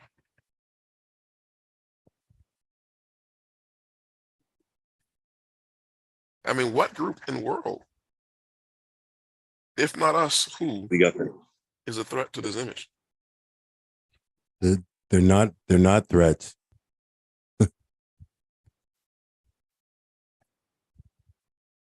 Yeah. Is Islam a threat to this image? Or are you thinking, oh, well, maybe the Nation of Islam has a chance? Ah, No, Islam is. no, they got a nice, comfortable spot for them. Yeah, they're part of the leg. They're in there.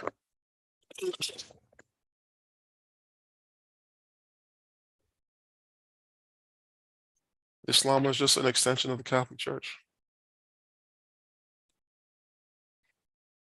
That's why they venerate Mary.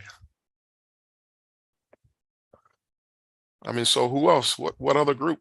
I've heard a few people in different religions try to say who the stone is, and I just laugh. I'm like, okay, well, show me what you're doing that's, you know, antithetical to this image and what it stands for. Because this image tolerates all religions. It kind of like, you know, lets you be what you want. Doesn't have a problem with your religion.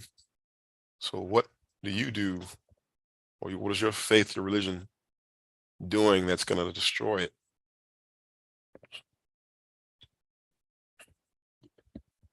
Then, you know, there's the folks say, no, the little stone is Jesus. And when the second coming is is him smashing the image on the feet. And when Jesus returns, he's going to destroy the world and bring everybody free stuff. And then his kingdom will fill the world.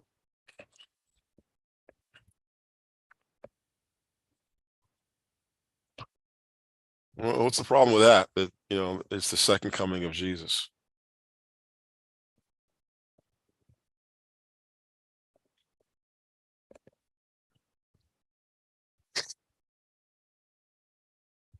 Scripture tells us that Yahweh is the one who is coming. Scripture also tells us that he tells the Mashiach to sit here at my right hand side until I make your enemies a footstool. Right, and Yahweh is not ever going to be characterized as a little stone cut out of a mountain. Fact. To be a stone cut out of a mountain means you basically needed some help. You needed some salvation. Right? The stone is a group of people. And being cut out of a mountain without hands means it was Yahweh who brought you out of that, brought you somewhere else where he could transform you to be his weapon to destroy this image.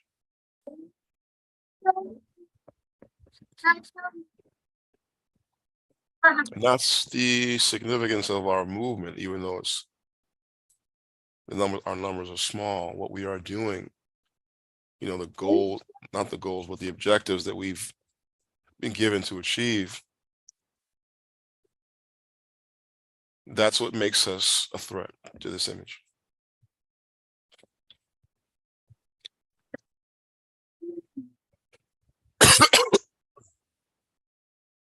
But I want to press upon you that it says in the days of these kings, well, we are in the days of those kings. Those 10 toes are here. There's only 10 left. And we are living in those days now. So if not now, when? If not us, who? Right?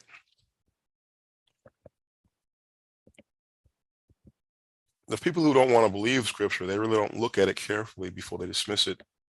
Because there's no way in the world an insecure prophet like Daniel could have known that history would play itself out like this, to where the Roman Empire would now be existing in basically only 10 hereditary monarchies in Europe.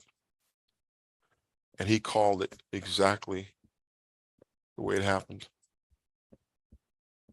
Come on.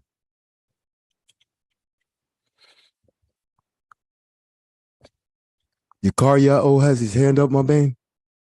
Oh, I'm sorry. Shalom. Sure, my man. I actually recently read about the statue in Daniel. Does every portion of the statue represent like either holding our people in captivity or ruling over us?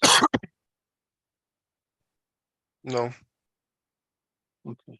The Persians didn't keep us in captivity. They let us go back to the land. But did they have any type of ruling over us, like Rome? Yeah, they were definitely the masters, but they didn't take us out of the land like the Babylonians did, nor did the Greeks. The Greeks didn't take us out of the land, and they let us keep our laws until Antiochus IV came, but we got rid of him really quick. That's okay. Shalom. And then the Romans were trying to, Romans were trying to be cool with us, but we, didn't like that with the way they were doing it. And then so they brought us to a final end. They destroyed us in 70. And we haven't been back to the land since, at least not as a nation.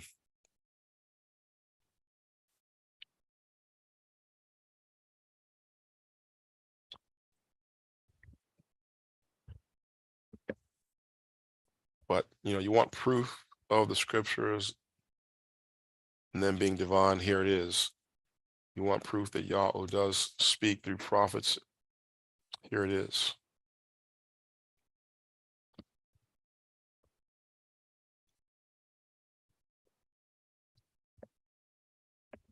And so if we are not that little stone, then, questions need to be asked, like, when will it appear? Who is it? And, all the rest, because there's only one, in my mind, there's only one plausible candidate for the little stone. And that's the Exodus remnant. You look around at each other and you say, you people are going to take down the world. Y'all always going to use you and your little hang-ups and your idiosyncrasies and your, all the problems you have, baggage you carry. He's going to take this group of people and use them to bring down the world. Doesn't seem impossible. Doesn't seem like these bones can live.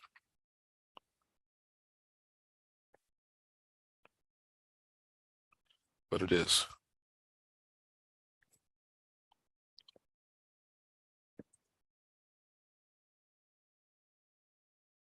All right, I'm done. Any questions?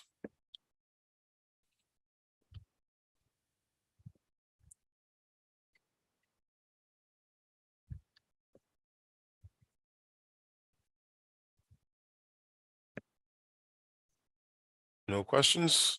Shabbat shalom. Shabbat shalom, Aben. Shabbat shalom, Mashpakati. Shabbat Shabbat shalom. shalom, Aben. Shabbat Shabbat shalom, Mashpakate. Shabbat shalom, Aben. Shabbat shalom, Abe. Shabbat shalom, Mashpaka. Shabbat shalom. Awesome class. Shalom. Shabbat shalom. Shabbat shalom. Shabbat shalom. Amen. Shabbat shalom, Mashpaka. Shabbat shalom, Aben. Shabbat shalom, Mashpakate. Shabbat shalom, Aben. Shabbat shalom, Masbach. Shabbat shalom.